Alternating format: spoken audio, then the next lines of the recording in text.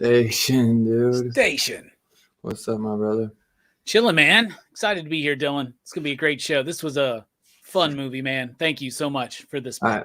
I was telling Steph and Fable last night on a FaceTime. I was like, man, I know like everyone who messaged me there besides you and Brooks, but I was like, I wonder what Robbie thinks. Then I was watching the wrap up and I was like, oh shit, he liked it. Oh yeah, man. I'm glad. So I guess it was a good one that we stuck with this one. And it's another horror holiday classic to add to the rotation each year, man. Dude, it's a good one for the rotation, bro. Straight up, isn't it? I knew you was. I was really hoping.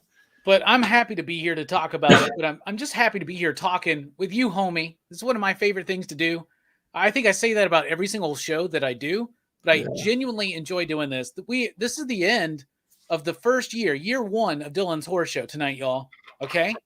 So I just want everybody to take a moment and look back at what Dylan has accomplished this year with doing a show pretty much nearly every single Saturday night dedicated to horror with some of the best comic book horror panelists out there in this community. And y'all, Dylan, I'm so fucking proud of you. I love you. We finally crossed 900.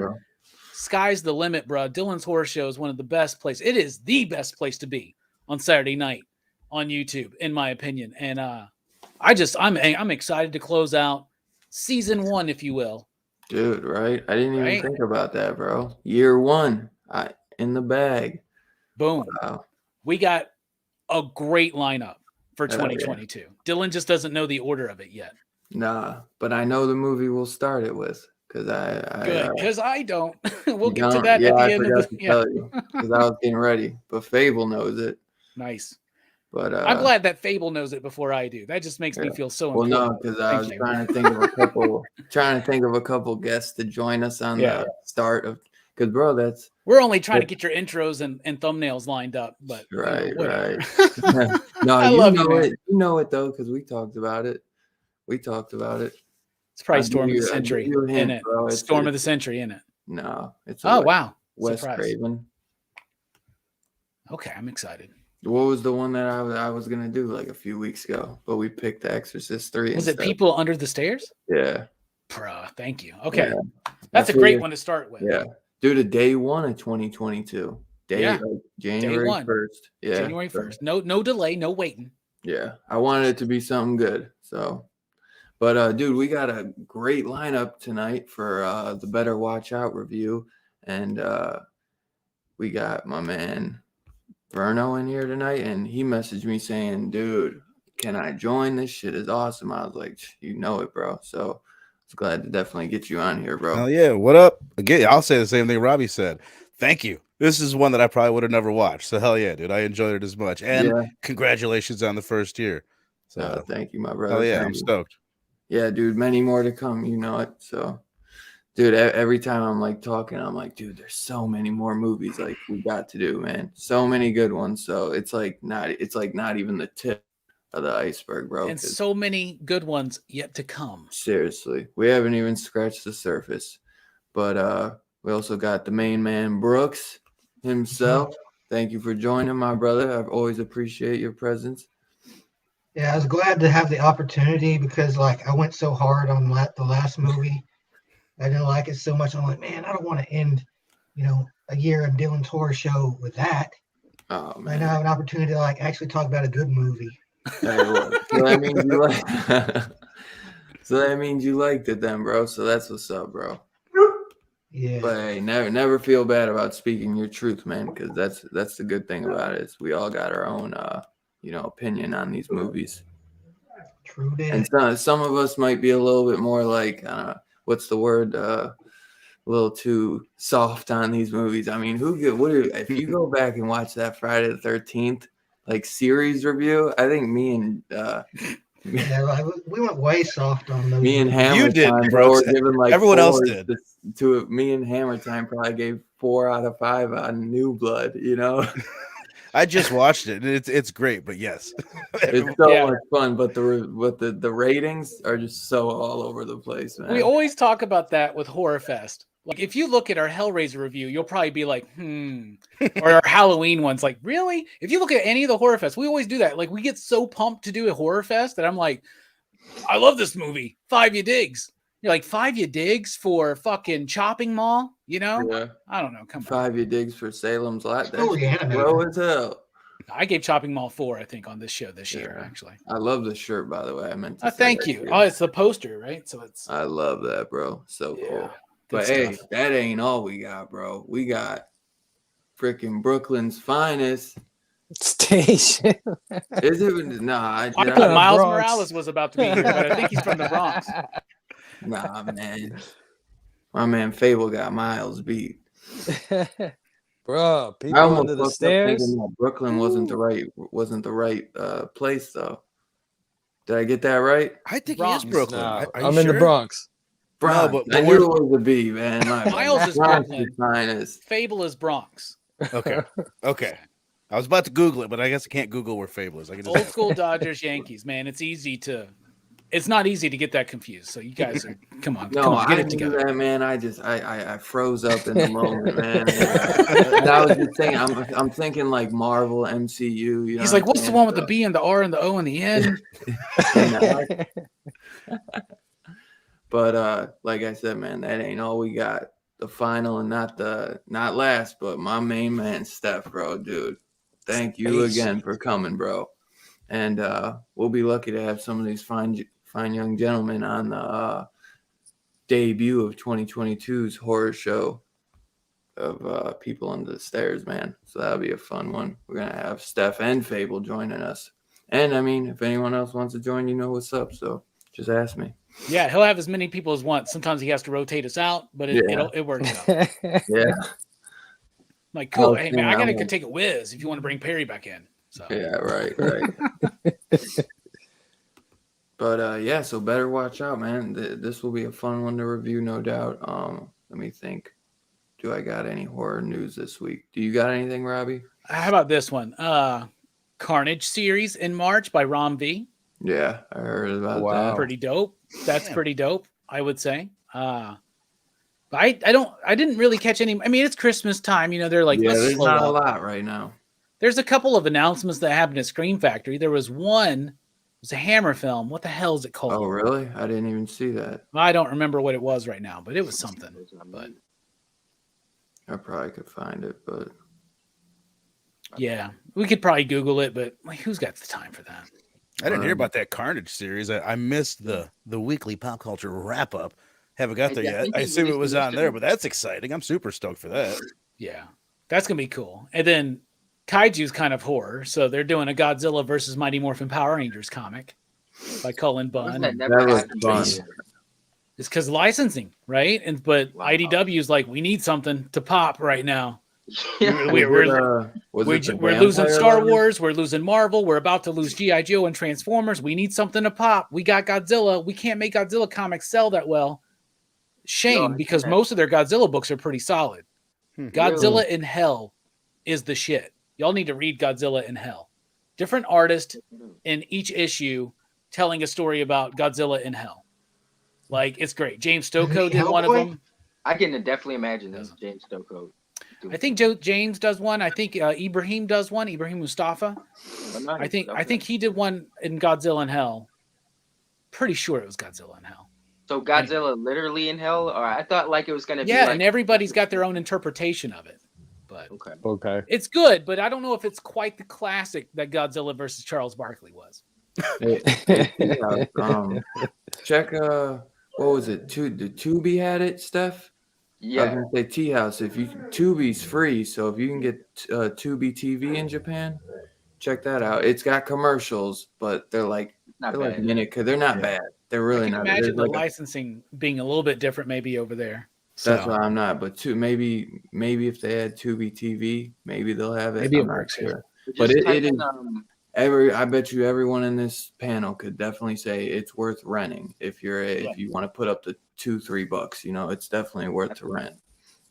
You won't be disappointed. Yeah, I mean, I've watched it probably 3 times. And don't let us spoil it for you if you plan on watching it. Let's be honest about that, okay? This is a movie that we will be talking spoilers about. And if you've never seen the movie, it would be a shame to have it spoiled. Yeah, like, definitely. for real.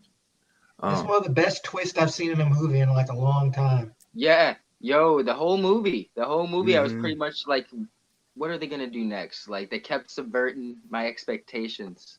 It was the best twist since Heredity. Wow, you know what I mean? That moment, in my opinion, if I'm saying that movie right. Hereditary. I knew I was saying it wrong. The dude, yeah, that was the biggest the piano wire shit. Oh my god! No, I'm talking about the headless body flying up and shit. Like when you're like, what? You're talking about the telephone pole. Yeah, you know what I mean? Where it's like, oh my god, and then it affected the rest of the movie. It's like, okay, I didn't know what the movie was even like about until now. Right, exactly. I saw that shit in the theater, bro. That shit made me like, I was like, that one made me fly out my seat, bro. Yeah. To get that moment, that's one of the best moments, you know, when you're just like shocked by something and you turn around and you look at everybody. Like this movie had one of those moments in it for sure. I said it was a roller coaster one. Robbie, though, was it the Vampire Lovers? Was that the one you were talking about? No, I think they've already announced they're doing a collector's edition of that, right? Yeah. I have Vampire Lovers already, Scream Factory. I actually had it on my top 5 of 1970 movies, I think. It was like number 3 or something. It's a really good movie. It's quite erotic. Really? Okay, but it's a really good movie. But they're doing a collector's edition of it now with a bunch of extra stuff. I think they announced the features. But, God, there was something. Hammer Scream Factory. I know also that it's, what is it? The Sword and the Sorcerer, but that's a 4K release. I don't know if I've ever seen that. Yeah, they were announcing that. I haven't seen that either. I kind of want to check it, though. I wonder who's behind it. If it's getting a 4K, it must be something good. Maybe I've seen it. Maybe I don't know. I'd have to see who's in it. That's all I saw was Terror Out of the Sky, but that's Kino Lorber. The only thing I saw for Scream Factory was Vampire Lovers and Sword and the Sorcery. I'm having to resort to YouTube here. Or not YouTube, but goddamn Facebook. All right, so why am I on Arrow? Okay. Well, first of all, did you hear that Slumber Party Massacre got 100% on Rotten Tomatoes? Which one? The new one. No way. Yes, it's got 100% on Rotten Tomatoes. How many people, I heard mixed reviews about that. Maybe. Probably like 10, 11. Right. Day the World Ended. Yeah, bro, I don't know. Maybe I saw a post from like months ago. Oh, yeah, there. Nightmare. I just found it. Yeah, Nightmare. Yeah, I think maybe they announced the special features or something. Sorry to derail the show for nothing. We Oh, don't no have worries. horror news this week. Let's just be honest, okay? Yeah. We're trying to stretch this out into something. I'm like, Carnage. Or Shout Select is doing the core, and that's all I got. You guys think Rom's off of Venom, or you think he's going to be writing that concurrently with the Carnage? Be writing both. He's halfway writing Venom. He's writing the Dylan parts, and Al's writing the Eddie parts. So they're going to alternate between. I was wondering if they'll weave it in with Carnage, if it's going to be part of that, if his story is going to lead into that. I would be very surprised if this does not lead into a crossover. Right. Yeah. So Between how those powerful two is books, Carnage nowadays? I mean, what Now is that, the you deal know- with Carnage? I guess he reincarnated into that politician's son, right? That was the extreme Carnage stuff. Because he Well, I died. mean, how powerful is the symbiote? Because now, we have the revelation of like how Venom's kind of a cosmic level kind of. They're going to have to amp him Amen. up to make him like comparable in power to Venom, right? Oh, yeah, I'd imagine so. Yeah. Venom. So maybe like Venom's change affects him in some subtle way. I don't know. Like could Carnage like hold his own against Thor nowadays? Well, I don't know about that, but he shouldn't. But he does have already a greater power set because of his connection to Null that he had, right? Because like Cletus Cassidy, like that body is gone, and he's basically was alive in the hive mind in Extreme Carnage. He took over the Life Foundation symbiotes, and there was a senator who was like doing this big political rally, trying to run for president or senator or something like that. Some political figure, and he was trying to ban aliens and symbiotes from the earth or something like that. And he was using the Null invasion as evidence for that. He wound up getting killed by the symbiotes and the people possessed by Carnage. And then Carnage, the symbiote, reformed and took over that dude's son or something like that. So now he's like in this political figure. I don't know. I didn't really like Extreme Carnage, but it was all setting up for whatever they're going to do. I'm just glad it's Ron V doing it. Right. And it's like, this is why, sorry to veer off topic real quick, but this is why this is why I would say Marvel's the worst comic book publisher of 2021, is because editorial's so just scatterbrained and incoherent.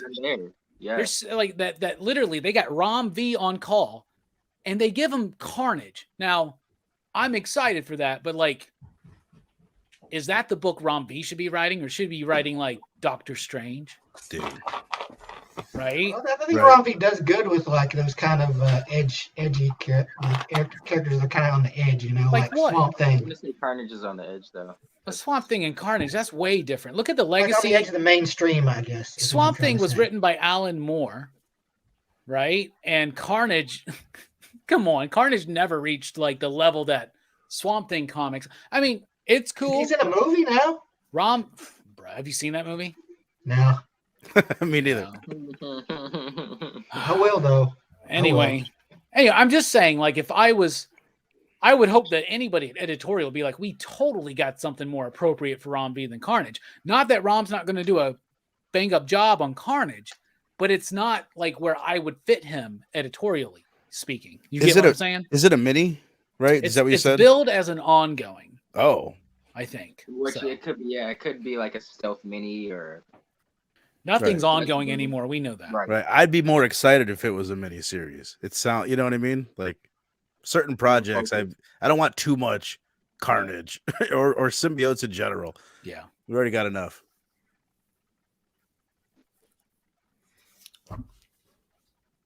Goddamn right.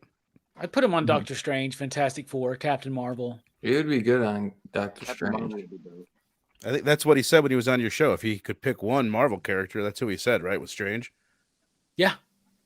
Hmm. I mean, it fits. Is Strange Academy Maybe. supposed to be an ongoing? Yeah, it is. That would be probably a fun one for him, right? Especially after Maybe. Justice League Dark. Let's not fuck around with what Young and Ramos are doing over there right now, though, man. Calm down. Nah, hell no. Don't hire. Well, I mean, don't like, hire down Brooks the line, Marvel. you know. Yeah. If Gotcha. anybody was going to pick up the baton, he'd be a good fit, I think. But it's also cool not to pigeonhole him as the magic guy because of Justice League Dark, right? True.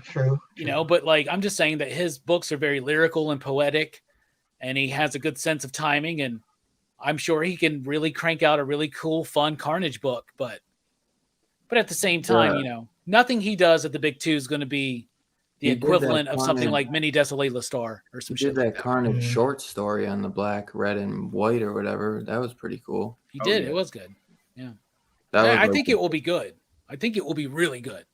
I just, But they it's heavier not where I'd stuff. place him. Right.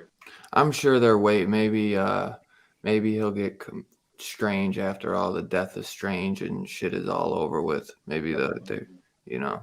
But to be honest, I'd rather have Ron V continue to make more creator-owned work Yeah, definitely. than anything at Marvel or DC, except for Swamp Thing. I want that to go for like 200 issues. That's I your could favorite. definitely That's see your them favorite, putting like big two thing that he does is Swamp Thing. Yes. Yeah, I would say by far.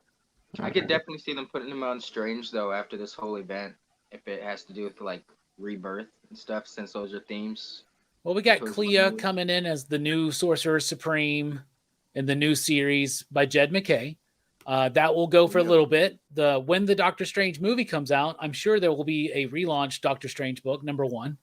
He probably won't be the Sorcerer Supreme in the comics anymore.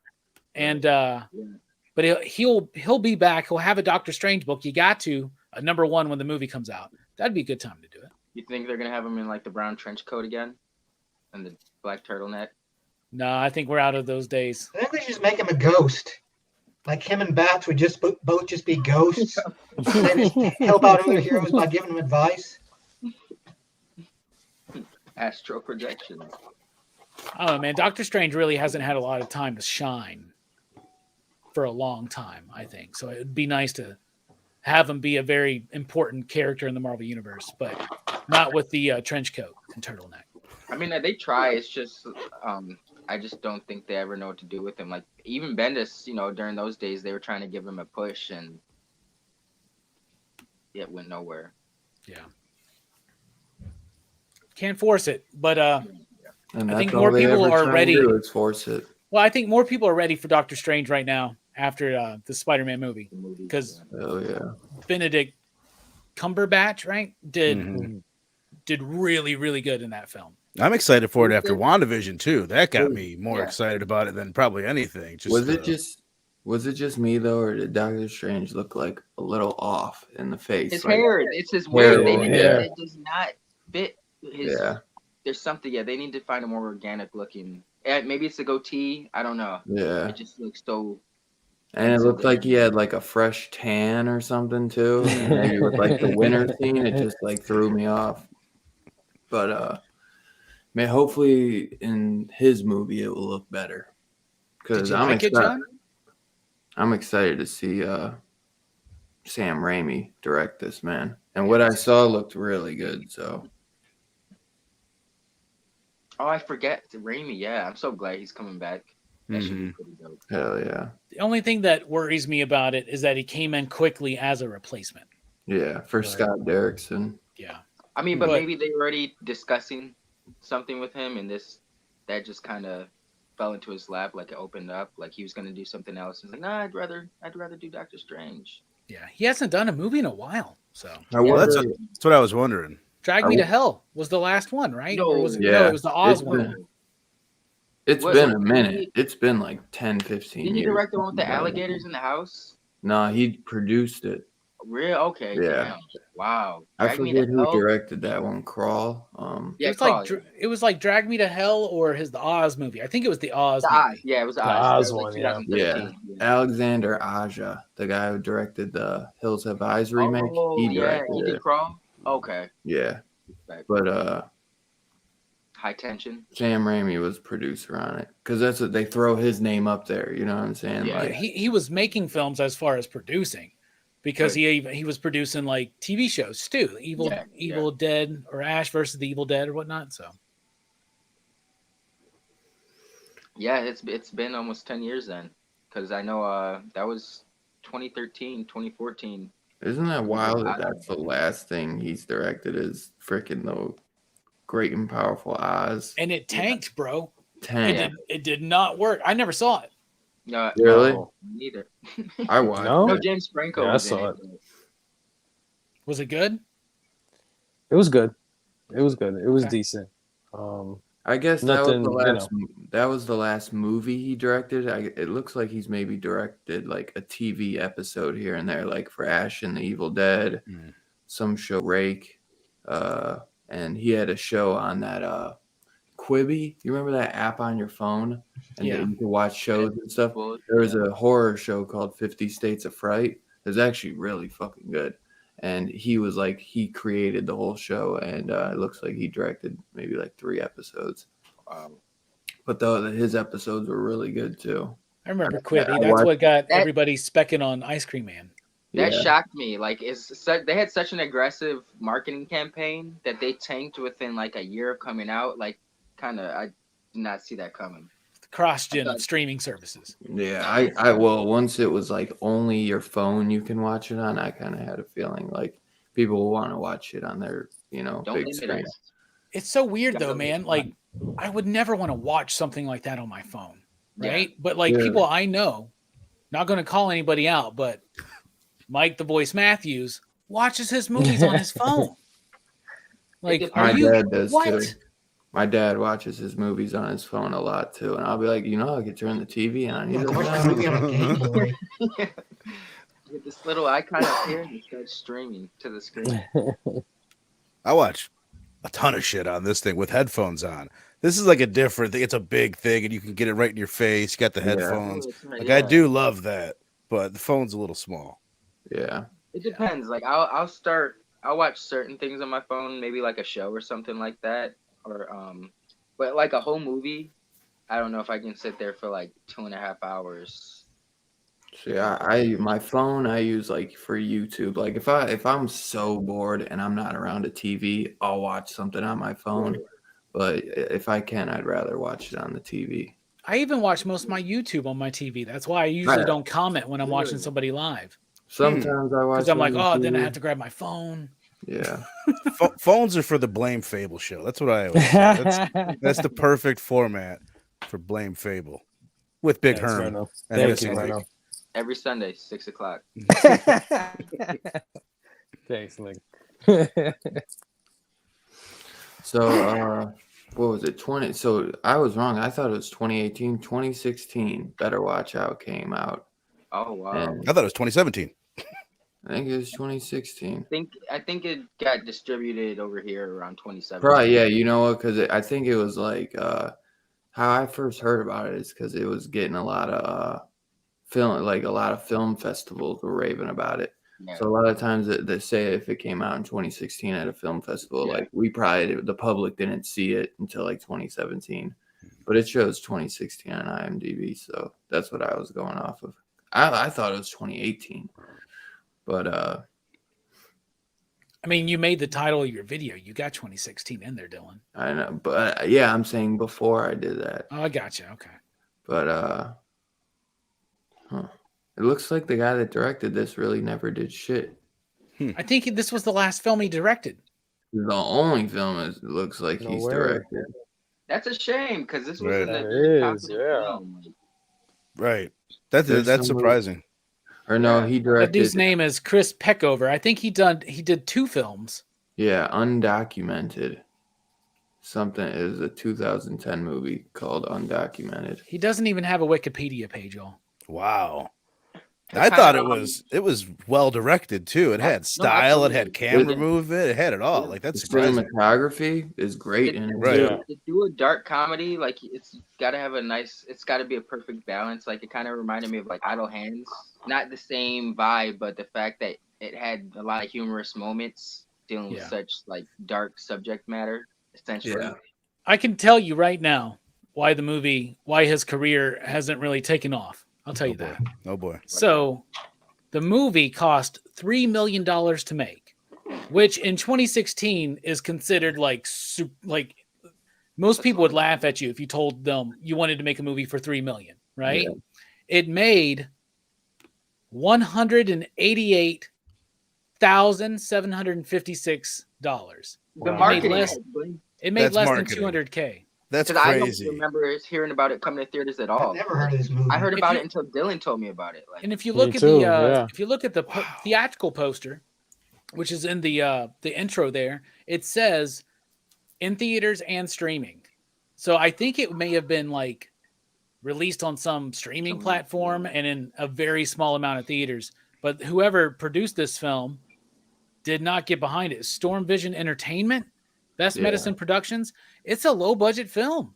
That's This a is shame. like It's this a great is a cast, low budget though. near indie film, probably. I'm even more glad we're doing this. Like, people need to watch this movie. This Yeah, is like a absolutely. must-watch movie for Well, I like, see that for a bunch of different genre. No matter what genre you're a This- fan of, it's like it'll do it this for was you. like a big redemption movie, especially for you guys after we did Poltergeist 3, and you guys all enjoyed it. So That was Exorcist. Exorcist 3. Exorcist. God damn it! I You can't even messed get the the bit bit up, right. man. Poltergeist But, 3 is not the they're all greatest the same, psychological the thriller of the same, 90s. But no, this was like a pleasant surprise. I was like, yo, like I text Dylan like 20 minutes into it. I was like, yo, man, I'm like 20 minutes in. This is like really good. Like I'm expecting the great things from the rest, and it really lived up to it. That's why this is such a good one to wrap up the year with, because it's 5 of us here and so many people in the chat, in the PCP crew, excitable we are. Jelani watched it. John watched it.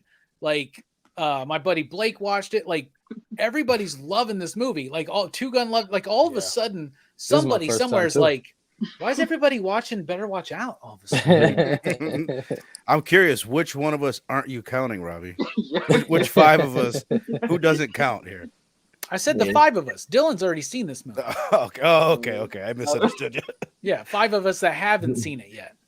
Yeah, I seen this movie. I'm saying Dylan is introduced now, like Right, dozens of people into this movie, and all of a sudden Amazon Prime's like, "Yo, we got some movement on Better Watch Out." Right. You might have to. For real, you might have I to hope they pick do. this up. Yeah, me too, man. Yeah, I've already recommended it to a couple people, a couple friends of mine that are big horror fans that had never heard of it. Yeah, this was I was extremely surprised by how much I liked this movie. Like you said, it had style, like just the pacing, the editing, the cast. I love the whole cast, to be honest. Like the parents, the Everyone. best friend, the ex, the boyfriend, The or like her little love ex-boyfriend. interest or whatever you want to call it, like the ex-boyfriend. The ex-boyfriend is Billy from Stranger Right. Things season Yeah, 2, man. And the Red Ranger and the Power Red Rangers. the Red Ranger. And he should be Johnny Storm. That's who I think should be Johnny Storm in Fantastic Four. It's a good pick. Yeah, he would be good. He's got the sex appeal, that's for sure. He definitely He'd have does. the ladies on his side. Like, Yeah, right. yeah, we're good. Yo, hyping himself up in the car. And then when he's sipping the beer, and then when Yeah. what was that like? He's like, "You wake my," he's like I give a fuck, like, and he like He's starts like, toning "Here." down. Oh yeah, here, come take a seat. He's like, no, like what? Like, I gonna come take a seat outside. He's so funny. Mm. I love when he's on the phone and he's like, "Is this that little taint on Claremont?" And the Yeah, new boyfriend starts like Yeah. pissing his pants. Reeky. He's laughing, so- Yo, Your piss like- reeks. Yeah, Yeah, piss reeks, dude. Yeah, but talk about What have I you been mean, eating? the kid who they cast in this to like Perfect. play the fucking dude. He's like he's like fucking Macaulay Culkin from The Good Son to me. That's like exactly what he is. yes, that was like the thing that flipped it on its head for me is because I thought, and I didn't watch any trailers for this. I just started watching it, and I thought like initially, this like it was gonna be some invasion movie. Maybe some creature was messing with this chick, this babysitter, and this kid she's watching on Christmas Eve. You know, I think so they're like genuinely trying to hide, and then to find out like that was his master plan all along. Like that flipped it on its head for me. I was like, oh my god, like now what's gonna happen? And then it's like they kept toying with the line about how far they were gonna take this throughout the whole time, like. And I kept thinking like, no, they're not gonna do it because once they go past here, there's this point of no return. Like they have to keep going full throttle. Like that paint scene, that's when I knew that it was like, okay, they're going all the way. It was once he touched her tit was a big one too. You're right. They kept ramping it up, but when he touched her tit, it's like, what? You know what I mean? You've done something crazy now.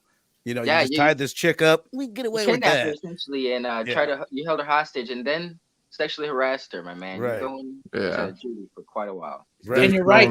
It keeps building to the Yeah. point where, like we said, spoilers, y'all. But at the end, you think he kills her, man, and you're like, at the end of this film, I was so fucking pissed. I was like, this film's about to be shitty. Yeah, if he kills this fucking woman and gets away with it. Gets away with it. But then just the one thing, right? And I was like, okay. Yeah. That's what I was going to ask you. And then they who were you set guys? up the sequel right after. Right. They set up the sequel right They just after. set up a little Like, head hey, cannon. can we go to for hospital? Right. Yeah. My bad. I was going to ask you, better watch out. What were you guys rooting for? Because there's one point in the movie. First of all, like, who were you rooting for? Were you rooting for him to get away with it? No. And then I'll ask as soon as you. he touched the tit, no. Okay. And then at the point when the girl, at one point, she's running out the back door. She's got part of the chair taped to her. And at that point, there's scenes like this happen in a lot of movies. And it's like, who are you rooting for? Are you rooting for her to get away? Are you rooting for them to catch her? You know what I mean? And I find myself like, get that bitch. Like, don't let her get away. You know what I mean? Like, that would have been terrible. The movie would have ended. It was too soon. But, See, I'm on her side, though, the entire time. Man. Yeah. Right. Like, I'm invested in her. Yeah. I wanted her to get away, Yeah. but I was just very curious as to how they were going to pull off them obstructing that. You know, I knew she wasn't going to get away just then, but I was just like, how are they going to pull this off? That little kid was so good that I wanted to see him die. And I don't I have 3 kids, so that's hard for me to say. Like, you know what I mean? But I'm like, how are they gonna get this little bastard? Like, something's gonna happen to this little kid. See, I think he did a great job. Macaulay Culkin and Good Son, because Macaulay Culkin, he was deranged, same as this kid, but this kid was a little privileged prick. Like he felt entitled to everything, you know, that he thought he was deserved of. That chick, you know, his friend looking out for him, stuff like that. Like, you're supposed to have my back. Yeah. And he also had that cute kid look. I think of like the movie overall. No, what did you think of the kid? I hated that twerp. He's good. He's good. Like, he's a good actor. The fact that I had so much, I despised this kid. Like, I just wanted to see him. I did want to see him die, like, you know, just in the movie sense, you know. I didn't want you know, course. I was hoping that she was just gonna like bust out and just wail on this kid, and then like it's just like a stain on the floor by the time the cops get there. And she gets arrested. That would have been a good ending for the movie too. Like, they think she did everything. Just because of his plan at the end and how he set everything up, like, I wouldn't have been upset. Or I'll just say I was a little bit upset. Not super, but when she flipped him off, I was like, fuck, I think it would have been kind of cool if he got away with it. And Fable, cool. You brought up that out that they gave, or the potential sequel. I take that as, if you want a headcanon that he went to the hospital and killed her and got away with it, then that's up to you. If you're demented like that, that's what you want. Yeah, you can. Absolutely. He gives you both endings. Right. I'm surprised, I see him ending up in a mental hospital. We don't see this kid more stuff, to be honest. Like, I know. Yeah, it's shocking. He gave a great performance. Dude, if you notice too, in the beginning, they set him up as like trying to be like a sweet boy and shit. Like, he doesn't kill the spider and shit. He's like, he didn't do anything wrong. They try to make him seem like all sweet and innocent. And I went, dude, they're doing the break-in. He's like, I'm like, bro, he gave up the performance of a lifetime, bro. Like, he's looking all scared and terrified. And when she's talking about like going to get the gun and they're like laying face to face and he's all like crying and like, okay, like, if we got to kill him, we got to kill him. And it's like, bro, you're really going for it.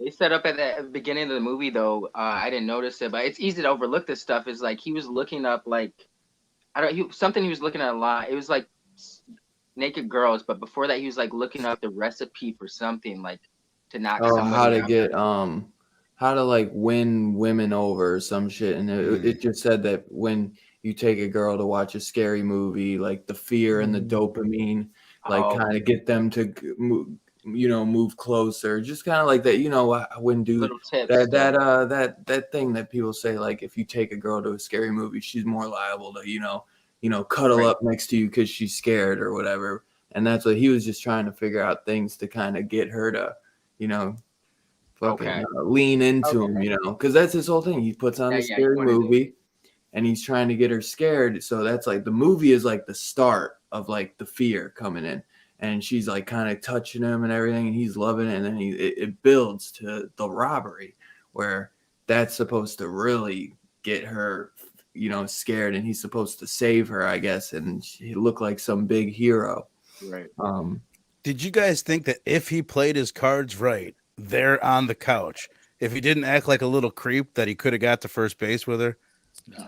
Like she was sitting there, she was pretending like she was afraid so that he would start flirting with her again. That's the way that I got it. Yeah, like she had some interest in him. He's supposed to be 12 in this film. I right? know, but 13 in a couple weeks. Right. Yeah. I think he was letting him geek himself up by like resting his head on her shoulder, like you know, he's 12. Like anything like that was gonna make him excited. Yeah. So like she's gonna let him have that. Like it's not anything. And I figured she's probably babysat him since he was like as young. Like you get the fact that she knows the family. She's been around for years. You know what I'm saying? So she's like kind of raised this kid in a way, or you know, like just babysat him for years. You know, they're real close, and he's always had the crush on her. And she even says, like, if I was your age, you know, I'd date you, you know. So that's what they always say, though, when you're like 12. Yeah. They always say that. Yeah. I think that's where the horror was in the movie. Really, the horror was, to me, is the realization to her that this little kid that she's been with for so long is like this. Yeah. Right. Yeah. Because she's straight up, she's like, you need help. You need therapy, you know? And then that's when he like kind of rolls his eyes at her, and she's like, I'm calling your parents. And that's when he, you know, starts screaming, Ashley, Ashley, Ashley. And he goes, you know, and it's just like, you know, all right. He didn't even keep his friend in it. His friend had, like, his friend knew to a point, you know? He didn't expect for any, like, he was like, we were just supposed to scare her. You know what I mean? He called, he texted the boyfriend. The friend didn't know about that, man. The way the friend goes out too, man, like, poor kid, bro. He just he didn't want to go along with it, but he was super high. Just don't forget that. Well, he's the one that said to touch the tit too. It was his idea to sexually assault the girl too. Yeah, that's true. He's dark as well. Yeah. By the way, the dad, Patrick Warburton from Joe, Family Guy. Come on. Mm-hmm.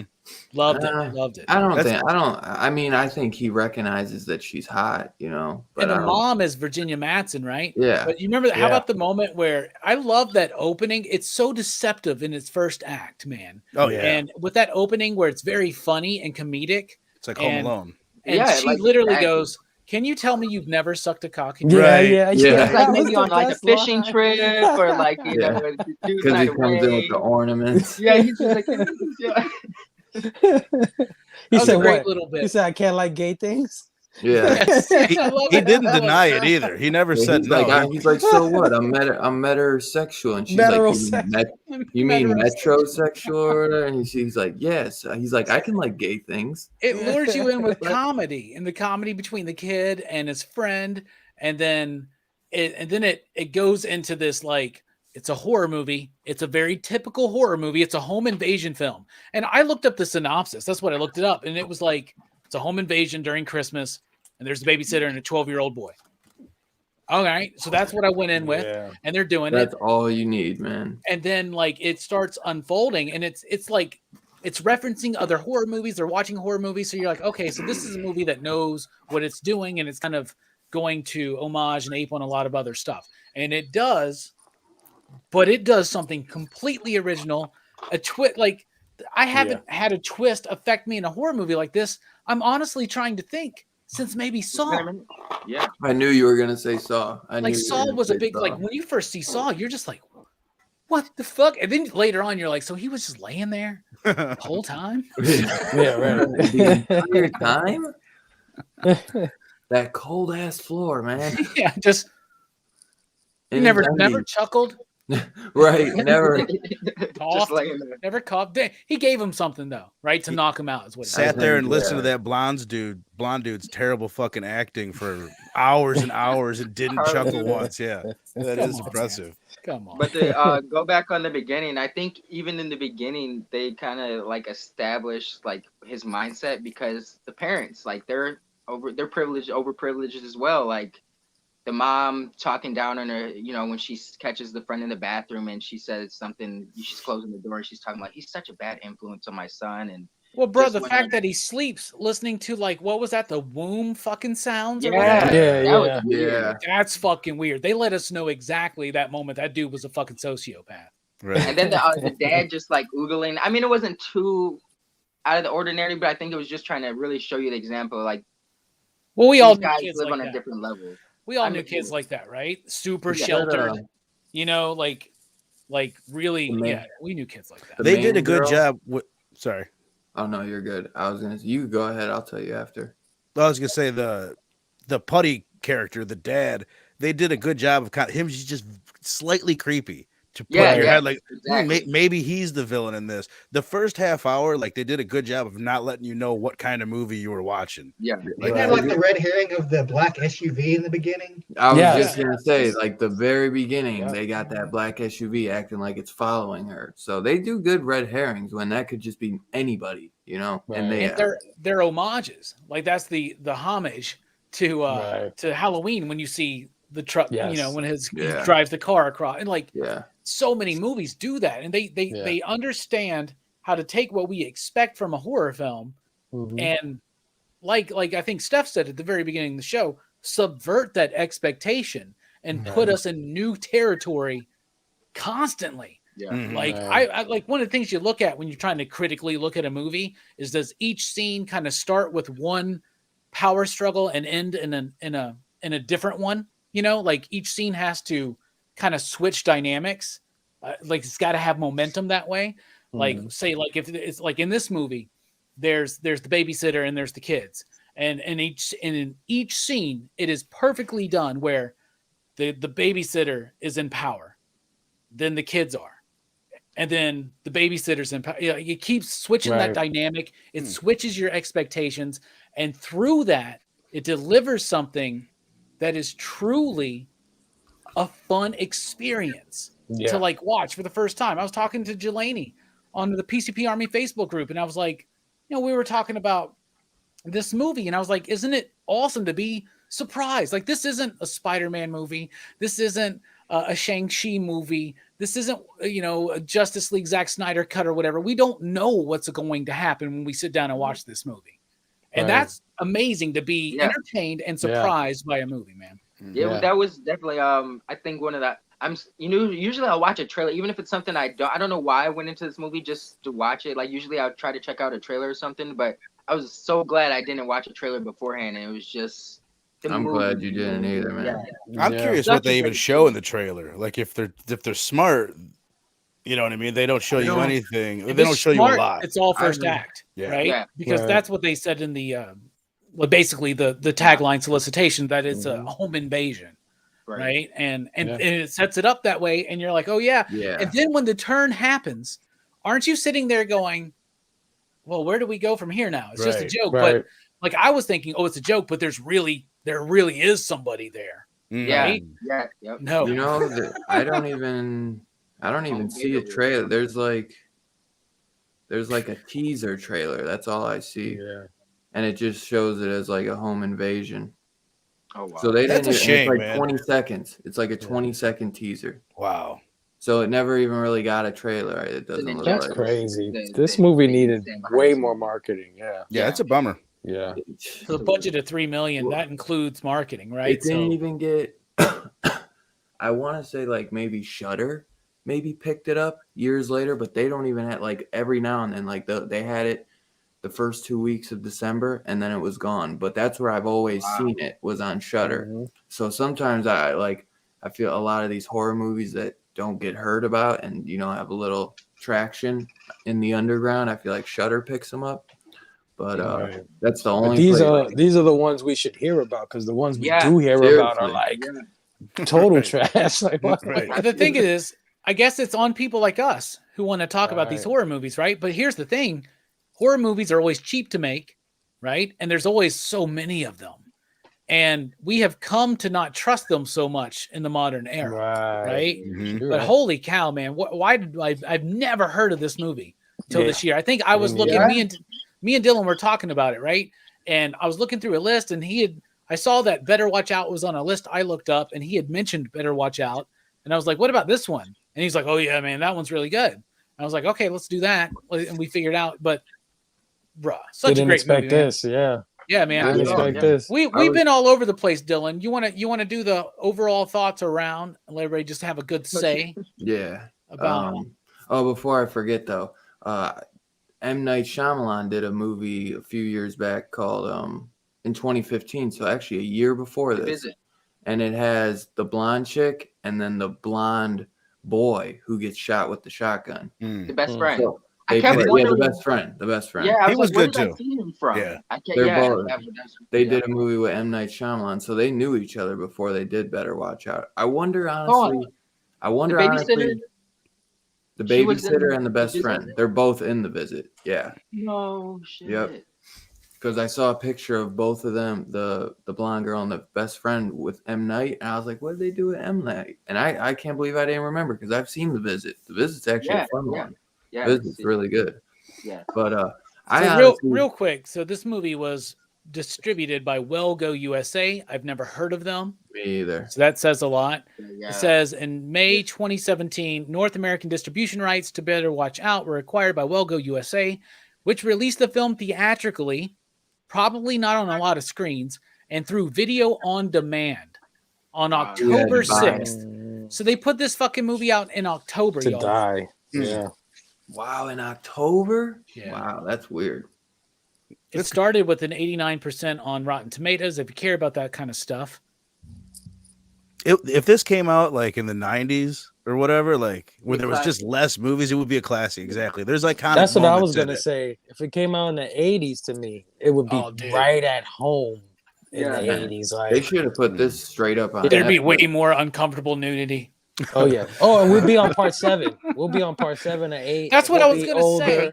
say. That's what I was gonna say. Imagine if they did the sequel, did a series of sequels, and we got, say, a Jason or a Michael Myers, but we started with him as a kid and saw his evolution over, say, within the course of 5 to 6 movies. Dude. We saw his evolution through like 10 or 15 years. Right. Harry Potter of a serial killer. That's badass. I would almost believe that this could be Michael Myers' origin story. You know, with John Carpenter kind of creating Halloween because of Black Christmas. And even at the end, bro, when he's just staring out the window.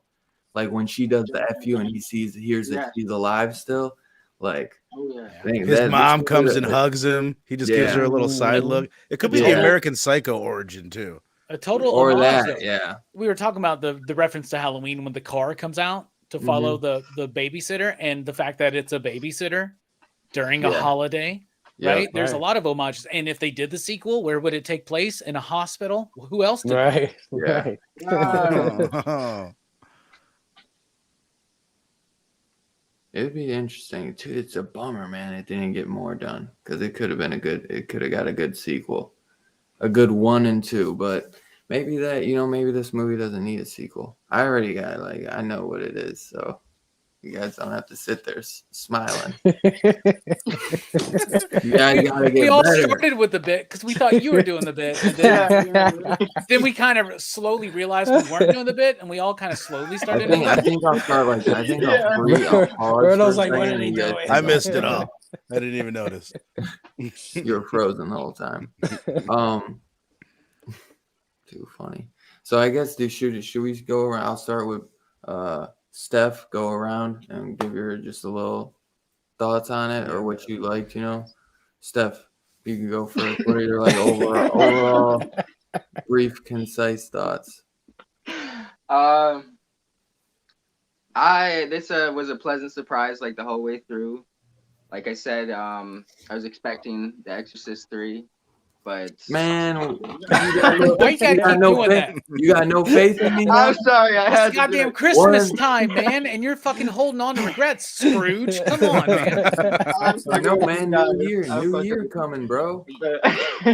This was yeah. You don't like you guys just stated earlier. You don't get many genuine surprises in films these days.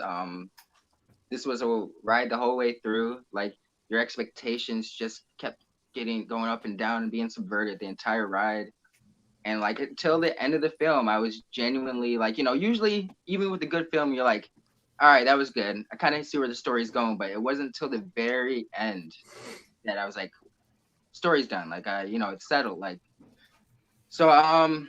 I really enjoyed this film. I can't think of anything negative to say. The cast was amazing. The pacing, like for it to be the dude's first movie, and just how like well shot it was, and just like certain camera angles and reveals, like it was really well done. And I was extremely impressed. So yeah. I watched it with my girl for a second, and she was like, she like started like right when she was getting the phone calls, and then like she like the kid throws the phone in the fish tank, and she's like, "What the hell?" I'm like, "Dude, chill." I'm like, "Just wait." She's like acting like that was so dumb. I was like, "Just wait." I'm like, "He threw it." I was like, "Just watch the movie." I'm like, and she like couldn't hold out. She thought like some parts were a little dumb. My fiance was hating on it the first 20 minutes too. Yes. Yeah. And then once the twist came, and I was like, "You see?" I'm like, "It was all for." I was like, "Just fucking chill, bro." Like, I see me though, bro. Like the first 20 minutes set me in and like get me nice and comfy. You know what I'm saying? And then everything happens, and you're just like, it's like a roller coaster ride for me. So to me, I was just like, hating. Fable, what did you think? Well, first, thank you for having me watch this movie. Dude, I'm glad you station, bro, because I was like, I lose faith. Watch it. Just like Robbie said earlier, I lost a lot of faith in horror movies and things like that over the years because of all the unoriginality or the whatever. It's just not well produced, good stuff like it used to be. And this one, I mean, I loved it all the way through. Like you guys said, it subverts your expectations. One of the subversions that got me off guard personally was, I mean, she kind of knew what to do, right? Like she was like an automatic hero immediately. She was like, you guys go over here and I'm going to go upstairs. And if you run and I started thinking, wait a minute, has she been through this before? Is this a part 2 to a part 1 I've never seen? Like, you know what I mean?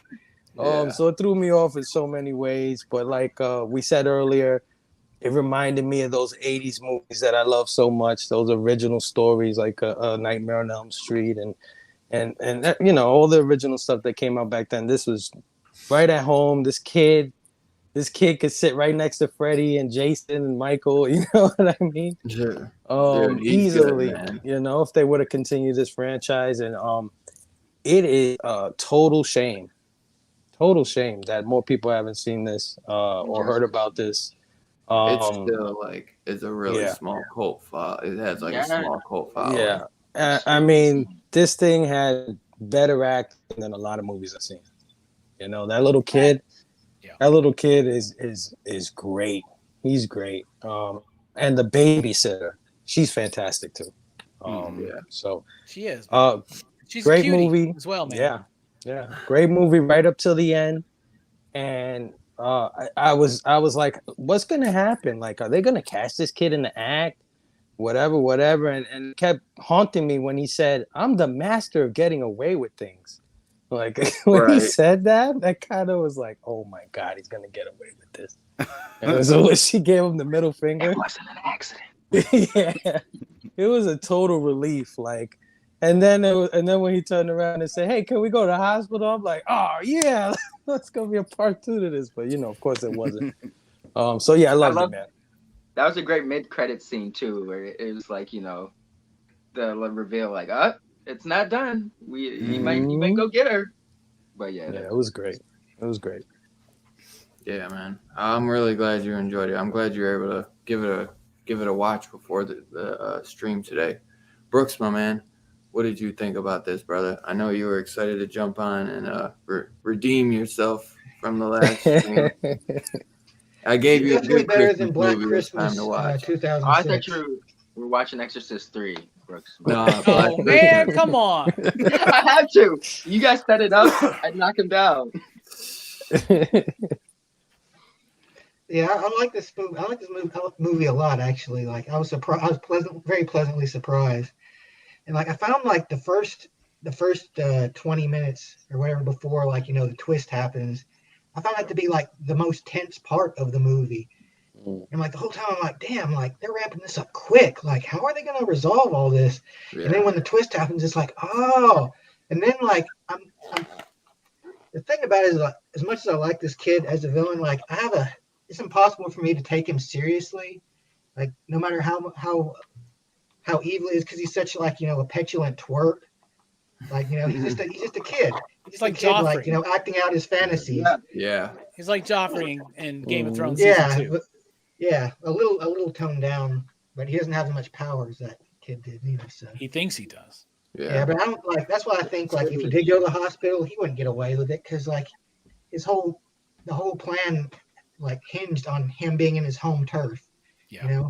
He's at his home. He can set up everything the way he wants. So I don't think he couldn't have taken that chick in a hospital. That's why I think if they did a sequel, they could still do a sequel. He did go to the I like how hospital. she was, like, He got the caught. babysitter. He got caught and she lived, right? And now you like, said it's it like where we are today.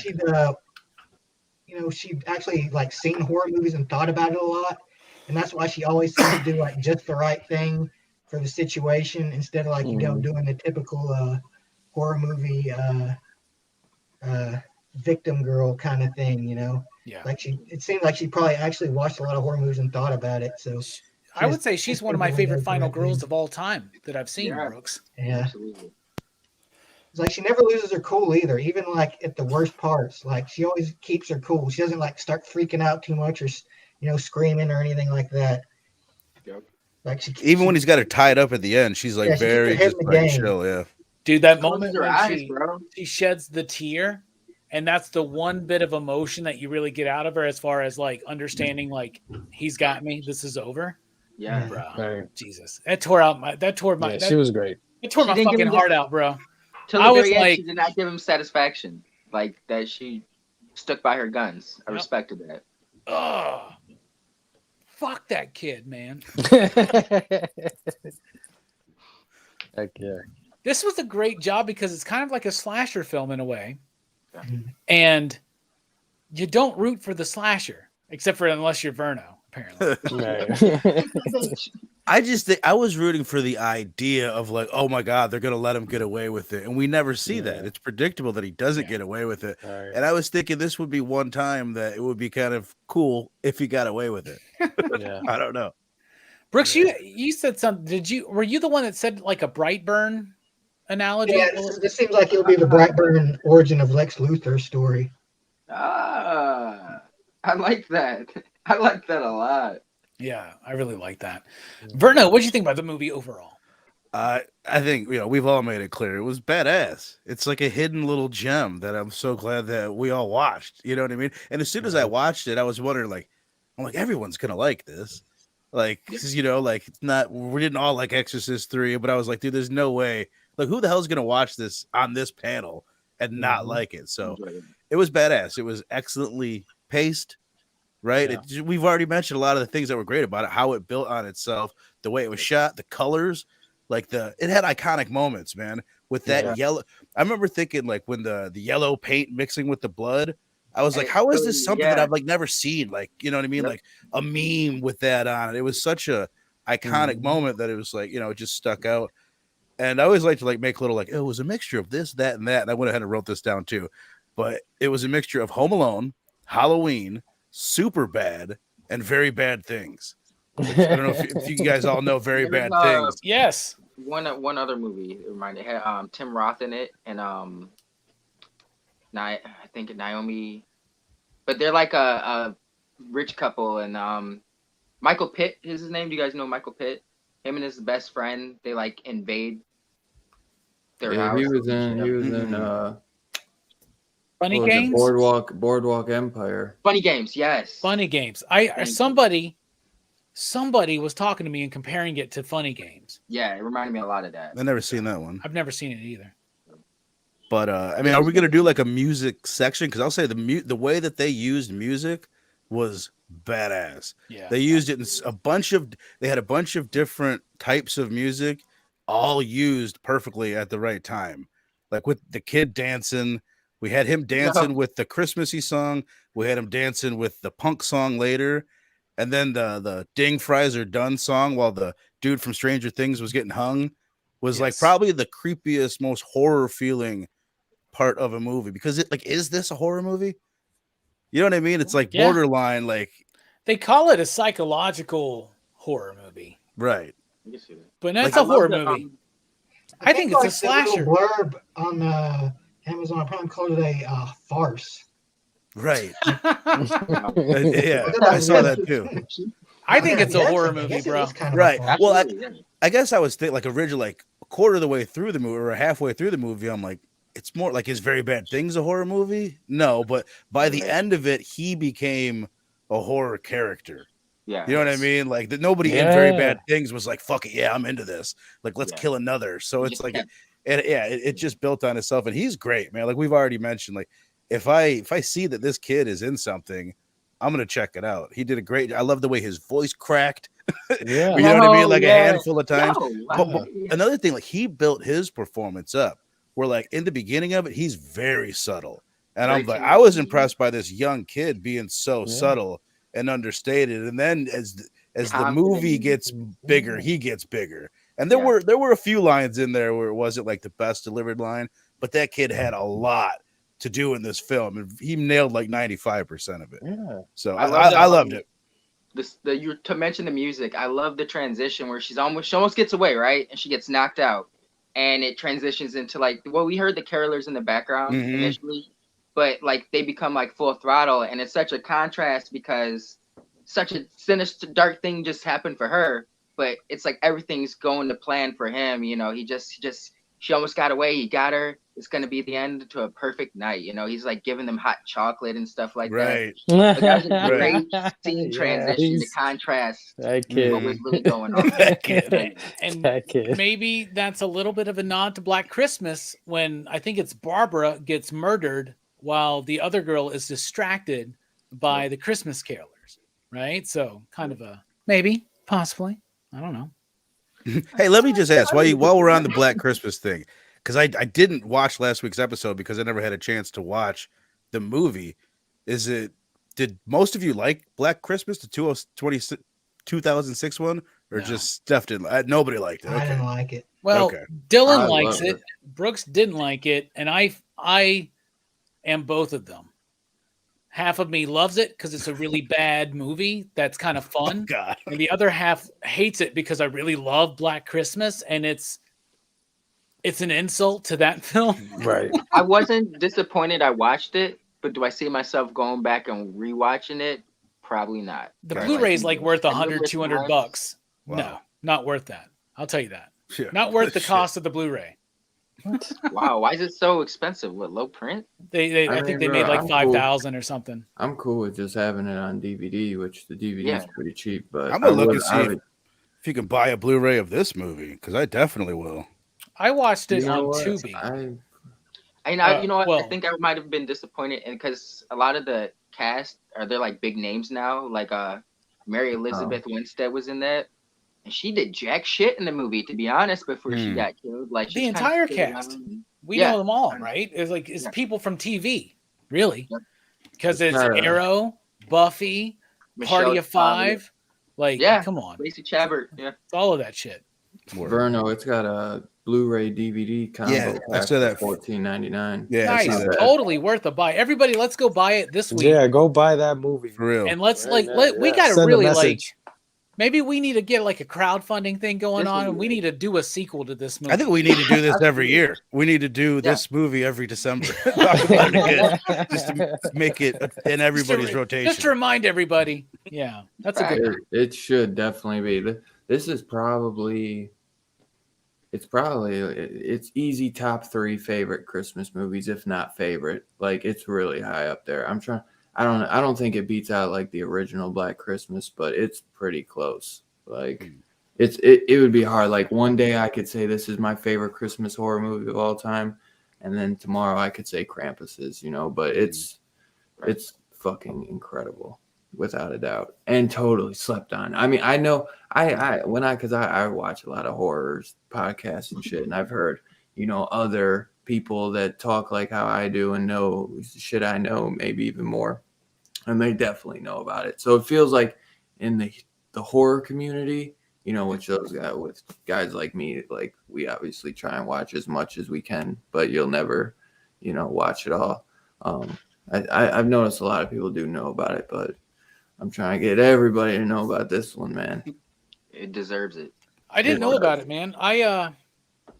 I'm surprised, man. You never heard about it. I really just don't watch a lot of modern horror films. That's why I never got into A24. I just hit a point where I decided, first of all, I was in a situation where it wasn't easy for me to really openly watch some of the horror films I would want to watch. Let's just say that, okay?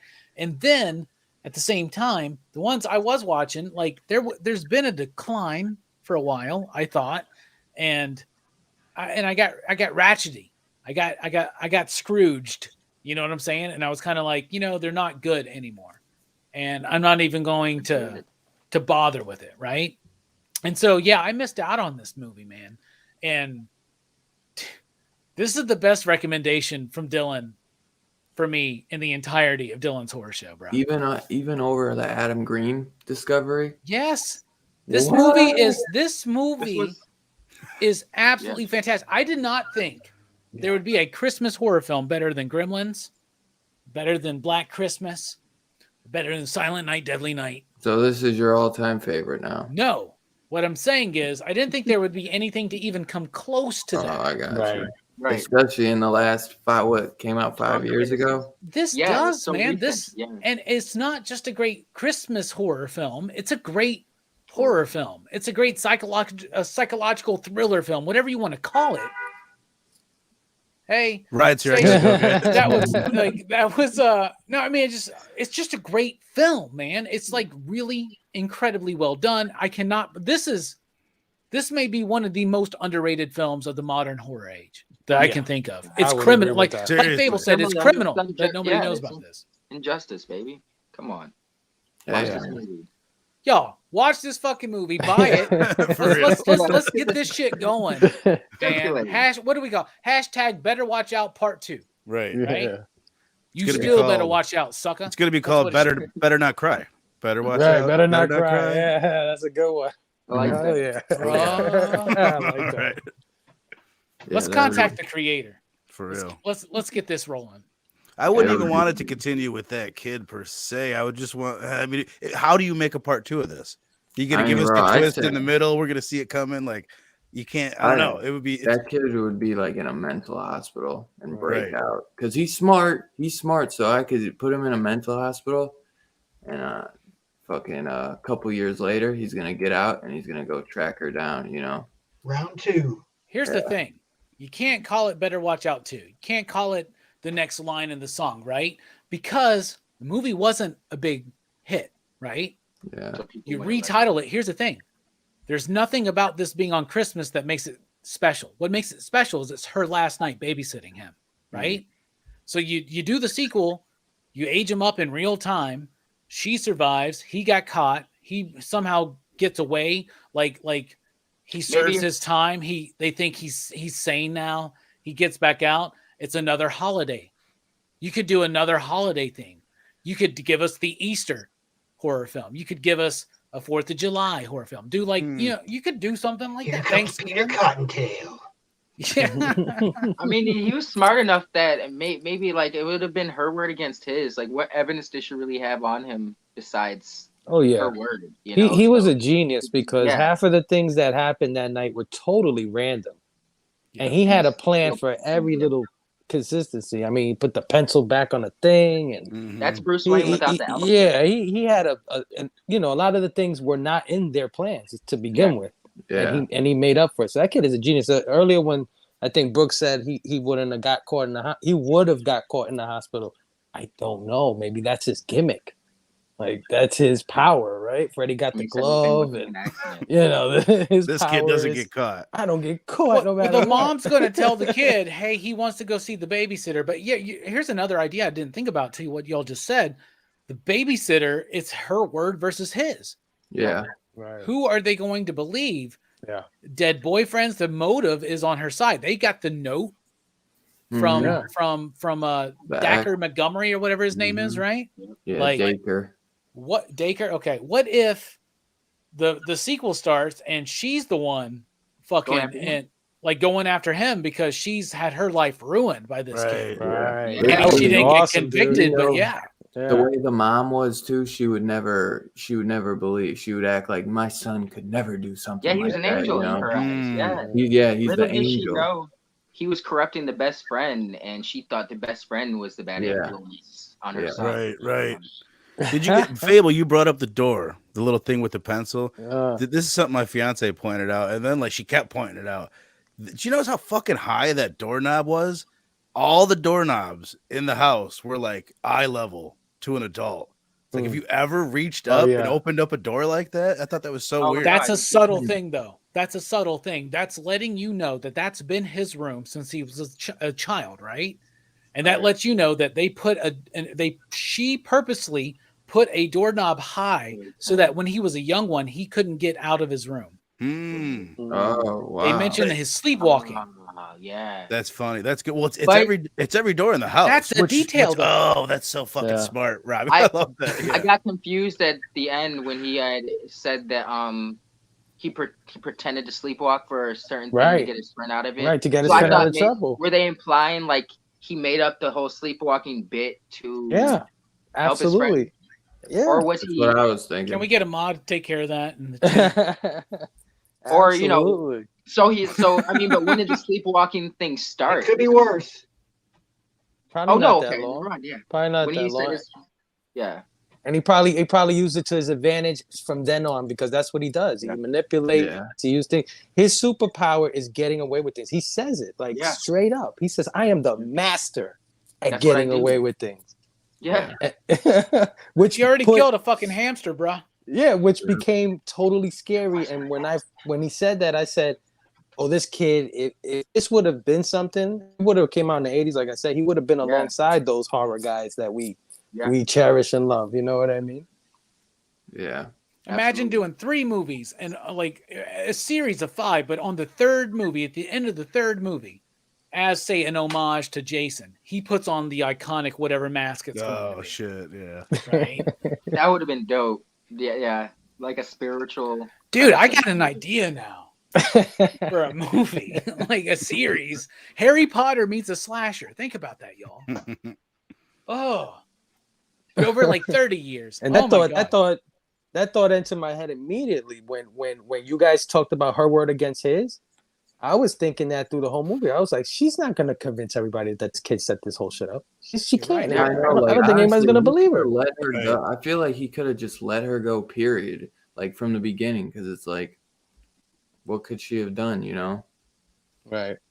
I think There's, he was so meticulous and he wanted things to just really like go according to his plan. That was like like maybe a OCD. He was like a loose end. He's like, no, I don't want her saying anything. Like I can get away with it, but they're all supposed to be dead. She even said it though that he never wanted to let them go. He always wanted to just get away with it. So like, That was the whole point of him like calling the boyfriends. Like Mm-hmm. he wanted to like murder her boyfriends. Yep. And then put it on the X and make him write that perfect love, suicide note. That guy's so stupid. Yeah, he's like, Right. he's sitting there like, this is so dumb. And he's writing the note. And what Jelani's saying out there in the chat, like, it does follow the typical profile of a serial killer. Yeah. Like, is this kid fucking mama's boy, right? Rejected by women, fucking entitled feeling from a decently wealthy home, right? Like upper middle class at least, right? You get the idea, So like it fits all the animal torture. Like it's really well done. What did as he far do? as He that killed goes. his buddy's gerbil. That's right. His hamster. Oh, is it? Yeah. Okay. Yeah. Creepy little shit. I I love that he Well, like spiders, though. when he's There's cleaning lots of up. spiders. Yeah. Oh, he's dancing, right? Right. When he's cleaning up and dancing, that's like one of my favorite parts. And then to top it off is when he high fives Stranger Things guy while he's hung afterwards. Like gets his print, high fives him. Like the amount of fun that he's having with it. It adds that Home Alone vibe to it, right? Yeah. Right. Like 100%. It adds that No. up. So I want to know, what about your favorite characters? There's a lot of good characters, man. Fable, what's your favorite character in this film? I hate to say it, but the kid, man. I mean, Gotta be. I hated his guts so much. I wanted him to get caught so bad. I wanted somebody to put him in his place so bad. But I can't overlook the fact of the acting range that this kid did through the whole entire movie. Like, he was sweet and innocent, evil and sinister, douchebaggy, asshole. I mean, did you see his excitement when the smoke came out of the guy's side of the guy's mouth? He was like, holy shit. And he like was held his like, mouth even more to he held his Yeah. thing. He was So that's freaking- that cat's Levi Zane Miller, Australian actor and model, known for playing Peter Pan in the 2015 movie, Hugh known for Jackman. Lord. known for Better Watch Out, and known for Calvin as in A Wrinkle of Time, which I never saw. Yeah. Me neither. I mean, he showed a full range, and now we know he has an Australian accent, so that's even crazier now to me. Yeah. You know, Wow, the yeah. paint hitting the kid in the head, and his excitement, his pure joy of that. This The is an way- Australian film, y'all. Yeah. Oh Filmed in wow! Australia. Shot in No Sydney. wonder. Yeah. No wonder. That's why nobody watched this movie. It was Right. Australia. Makes Did me they- want to I look didn't know into they this made films. Australian cinema. Yeah. What's I mean, going they on just down got there? Yeah. an incentive, but it Yeah. came out here, right? Yeah, it It's did on come Netflix. out here, but yeah, I mean that's crazy. There it Oh, is. yeah. And, Oh, and, No, and to there are no seal the kangaroos deal, in this movie. Any wallabies? well, that's why they had the big ass spider. They were in Australia for sure. Because I never seen a spider like that in my house. Right? That's funny. They never Yeah. did. Did they ever say? Crocodile Dundee? Right. It's meant to be set in like South Carolina. It was meant to be shot there Okay. or something like that. I Oh, think. man. Yeah, South Carolina. It was originally supposed to be shot in South Carolina for $500,000 when director Chris Peckover these nuts Right. was approached by Australian producer Brett Thornquest. Thornquest? That sounds like an Atari game. Who was offered a $3 million budget to shoot the film in Australia. After hearing that Peckover's mother was an Australian native. Oh wow. There you go. Wow. Fucking Wikipedia. But yeah, man. To seal the deal with this kid's acting was the part where he shoots his friend. When he shot his friend, and he was screaming at him like, "Why did you make me do that? Why did you make me do that?" Blah blah blah blah. And then he kind of like adjusted. Yeah. And was like, He's "Well, you annoying were anyway. getting annoying anyway," and walked away in the most coldest fashion. Like he justified his own killing Yeah. of his own friend. He Yep. justified it in about 2 seconds. He did it the Shifting math. blame. Yeah, and that is amazing for a kid like that. That is incredible. Facts. There you go. So yeah, the Brooks. kid, even though I hated him, loved him. Brooks, what about your favorite character? Well, I mean, there's not a whole lot really in this movie, but the babysitter was my favorite. Is like she came off like as competent, but not like like she was just super like hyper. It didn't feel like the filmmakers were trying to say like this is a strong character. It seemed like it made sense. When she had a little weakness Natural. too with the spider thing. Yeah. It's like she's a very tough, capable person, but she does have that spider phobia. Like the spiders cause her to freak out and like lose her cool.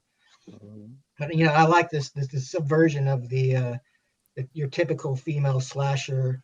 Like even the best like end girls, fuck up a lot, and Yeah. But she was she was less. She never like I said she doesn't lose her cool. She knows what she's doing, and I thought it was just a good, interesting character. Yeah, she's Olivia DeJonge. Yeah, and like Jelani said, all these fuckers are Australian. Wow. Even Dacre Montgomery's fucking Australian. Holy cow. They probably spent the most money on Patrick Warburton and Yeah, I was Virginia just gonna Madsen. say, yeah. It's crazy. Wow, that's crazy. Yeah, she's amazing. She's, like I said, she's one of the best final girls in one of these kind of horror films I can think of. What about you, Verno? You got a favorite character that's not been spoken of? Right. Well, I mean, There's a few left. It would clearly be the kid and the girl, but I'll talk about the best friend because he was great too. He provided the comedic relief, but he had more depth than that. He's definitely not innocent in all this. He's definitely not even just like I said with him having the idea to assault the girl. It's not just like a playful joke either. Like he's screwed up too, but Yeah, they set up a plan. right. He's Yeah. influenced by someone that's clearly more deranged, which is a nice like thing. Like that happens out there. You know what I mean? Well, you mentioned the how babysitter gives him like 2 chances to to Right. make it right, and he turns them down both times. Right. yeah, I love and when you mentioned how the mom was saying that the friend is the bad influence, Right. but we find out that it's the other way around. right. And when he catches the girl when she's running out, and he's the one that catches her in the snow, and he tells her, "Just come back." That's just funny to me because Calm down. because at that point it hadn't gotten too crazy or like too crazy. But for him to just say "come back" like she's just gonna come back was funny. But he did a good job. He did a heck of a job actually. And what somebody said what he was in earlier because I was trying to figure out the whole time. The Visit. Yeah, he's in. Yeah, Okay, yeah, he was great, man. I like the kid for sure. no, she's in The Visit. They're both in The Visit. Oh, they're both okay. There you They go. play brother and sister in that. Mm, Weird. That's odd. right. Interesting enough, he's Australian. That's crazy, man. You don't say. You don't say. Steph, you got Not slim about it. pickings, but what do you got? Whole cast. No, I actually enjoyed the boyfriends. Like they were such Yeah. throwaway roles, but they Nice. both were memorable in their own right. And like, I mean, Docker, whatever, he's meant to be a douchebag, but there was a charm to him, just a little bit. Like he wasn't complete. I mean, he was complete douche, but it wasn't, just Was he get out like- of here. Like I enjoyed him in that role. Is he Like I drinking wouldn't like he's drinking like Coors Light or some shit in the fucking car? Dude, was it just I me or wouldn't did have he minded. sounded like that one friend of Adam or Adam Sandler? Yeah, fuck yeah. I don't know if you guys know what I'm talking about. Just like his type of voice. When he said that, it was like he was doing an impersonation of that guy. awesome, man. Yeah. Yeah, they were both. I wouldn't have mind seeing more of him. And then her newest ex, like, he was just, he just seemed like a normal teenage dude who was That just, poor guy. he wasn't. Yeah, he got caught up in some shit. His Yeah. cheek, and you thought that was gonna be the worst of it, and then the Yeah. paint can shit, bro. Oh my god! And they I was don't show thinking- no gore with that shit. Yes. Yeah, it's just the afterwards. I was thinking, why wouldn't he just push him out the way? Like, why you like just lean back, Right. man? Like, Right. toss That yourself shit back. happened. Shit. When that shit Right, happened, yeah. I was like, Yeah, Right. that was the point of no return. Once that happened, I was like, And oh. The kid's reaction to that too. He was just as excited about that as he was the hole in the cheek. He was like, "Holy He's shit!" like, whoa, yeah, Yeah. did you see that? Like, Yeah. yeah, that was a. It's hardcore. I think the boyfriends are just a testament to the overall movie and cast because they're such throwaway roles, but they're Right. both memorable in their own right. they are. Exactly. They are. Go with them. Good picks. So out of what's left, I'll go Patrick Warburton, Putty, the Tick, as the dad. For the little bit that he was in that movie, he fucking shined, man. Yeah. He's great in everything. And we already talked about the sucking cockpit, and we've already talked about the That was tie great. bit and all that kind of stuff. And just don't embarrass me. And that was a great like dynamic between him and Virginia, like how they did that, like Yeah. upper middle class, been married too long kind of Right. thing, where they Right. love each other, but maybe they don't necessarily like each other anymore. So that was fun. But I want to throw back to one of my favorite Patrick clips and bits is from Seinfeld, because he's Putty, he's Elaine's boyfriend, right? And there's a great moment where she has to borrow his car, and all of his radio presets are Christian stations. And she realizes this, and she goes, "I think he's Christian." So she confronts him about it, and he goes, "Yeah, I'm Christian." And she's like, "Well, I'm not." And he goes, "So?" She's like, "Doesn't that bother you?" And he goes, I'm not the one going to hell. Yo. That is like one of my favorite bits in all of Seinfeld, man. I absolutely loved it, man. It's funny. We left Dylan nobody to talk about basically there. You can talk about the tarantula. Yeah, The he'll tarantula. like yeah. What do y'all think about the music, man? Let's start with Brooks, man. Did you notice the music in this movie? Not too much, really. I mean, Well, that was meant to be a bit, but shit. Okay. yeah, All right. I didn't really. Nothing stood out for me. Well, Verno. All right, thank you for that. Verno intentionally mentioned music earlier, so why don't you kick us off? Yeah, I just thought it was used super well. I don't, like I said, I don't think the songs were like incredible song choices, but they fit like that. You know, it was that classic. What's on screen doesn't fit the music that you're hearing. The two opposite things. Yeah. The music was used well to elicit the emotions that were right. And even before that, when they're just sitting there on the couch together, I thought it was maybe even a little bit corny, like the piano that was playing. Yeah. But it was, the movie hadn't made its turn yet. They were still trying to like trick you into what kind of movie you were watching. So I thought it was used really well. I'll save some more comments on that. I already said a bunch on it, but. Well, you know, it uses a lot of good licensed holiday music, right? And it juxtapositions that with these like horrific scenes where we are like uncomfortably understanding how far this movie's willing to go, right? And as we're going through that journey, it's using these familiar themes and meanings, these familiar Christmas songs, but they're like they're the flip side of what's actually going on, right. which is interesting. But then you have Brian Caccia, who doesn't have a Wikipedia page, but I bet he's Australian. I like the original score of the movie too, because you need a little bit of a whimsical quality when you're doing a very straight Christmas movie, which this is doing. It doesn't have to take place on Christmas, but they use the Christmas atmosphere, and the music is a big part of that, right? And you got to have it. It does feel a little bit like a John Williams Home Alone at times, going into Friday the 13th type shit, right? So I think that it uses it all around great. What do you think, Fable? You're the beat master, man. You're the king of beats. No, I agree. I didn't notice any too many like themes in the music, you know, like that were real noticeable. But whatever was there was serviceable for the scenes. Everything worked in tandem to the point where I didn't notice anything original, you know. Yeah. But it worked. It worked. I think everything worked in this movie. And the thing is this, every like, level.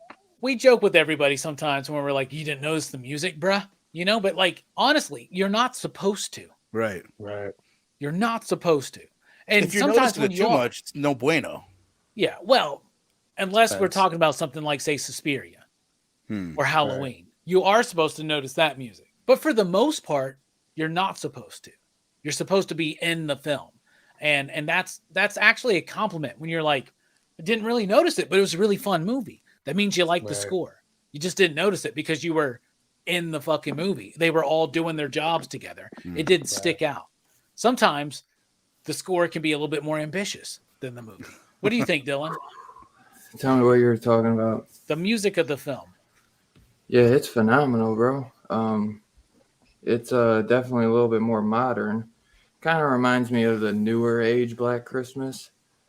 The 2006 one, I guess. Very much so, yeah. It's got some of the, you know, carolers, you know, singing around the neighborhood, so they incorporate that into the score. At times, like when she's, you know, got the chairs, you know, taped to her still, and she's trying to hop over the fence. It definitely starts off with some modern Christmas, like in the intro.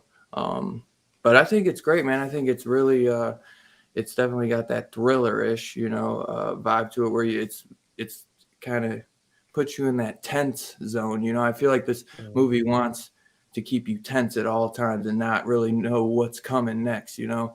And it's got, you know, it's busting left turns, right turns. It's just all over the place, man. But in a good way, you know what I mean? But it's I the like shadow of the Home Alone soundtrack. is what it is to me. Dude, right? I mean, dude, if this kid did not like mirror, like, you know, do his research by watching The Good Son and Home Alone and shit like that, then I don't know what there is no way he was not like incorporating Macaulay Culkin's insanely awesome role that he did in The Good Son. That's like, as soon as I wasn't even thinking about that, but once I like started trying to like talk about this, I was like, dude, that is so Macaulay Culkin, The Good Son. Like, just the way he is, the way he could like charm his mother into thinking he's just this precious angel, and, you know, just being a fucking, you know, hamster killing psychopath on the other hand. That movie's fucked up, man. Maybe we should do The Good Son the day before Mother's Dude, Day. I'd love I love that film. When did you say to do it? The day before Mother's Day. Oh, yeah. Watch the fuck out, moms. I'd be down, bro. I adore that film, bro. That's one of my favorites. Knowing that this movie was shot for so little money, I am astounded by the quality of the cinematography, the editing, everybody. Like, this is, you know, like I always like to say, when it comes to football, the NFL is the real game. College football is like kids playing football, right? But there's some good ones in there, right? People around here, where me and Brooks are from, Alabama, it's all about college football. And these kids play for heart. No. Apparently, these Australian motherfuckers make movies for heart. You get what I'm saying? Like, there's so much craft in this movie for so little. I just wanted to add that little tidbit. What I thought about the music was that, like I said earlier, they used it very well throughout the scenes. Like, it was used very well for transitions and to contrast what was going on, like the sinister stuff at play. They would use like something bright and cheery sometimes, or like you mentioned at the beginning, Verno, they're just chilling on the couch, but they've got the subtle like piano elevator music kind of going on. So and like you're saying, Robbie, it's not supposed to be noticeable. If they've done their job right, like, it's just going on, and then upon multiple viewings, that's when you'll pick up on stuff like that. But everything was really well done. Like, just everything. I couldn't say more about this movie that would do it justice. You guys just have to go watch it. Hell yeah, man. That good. Well said. Well, Dylan's not here again. So what do y'all think this movie means? What's this trying to say, Steph? Privilege and entitlement.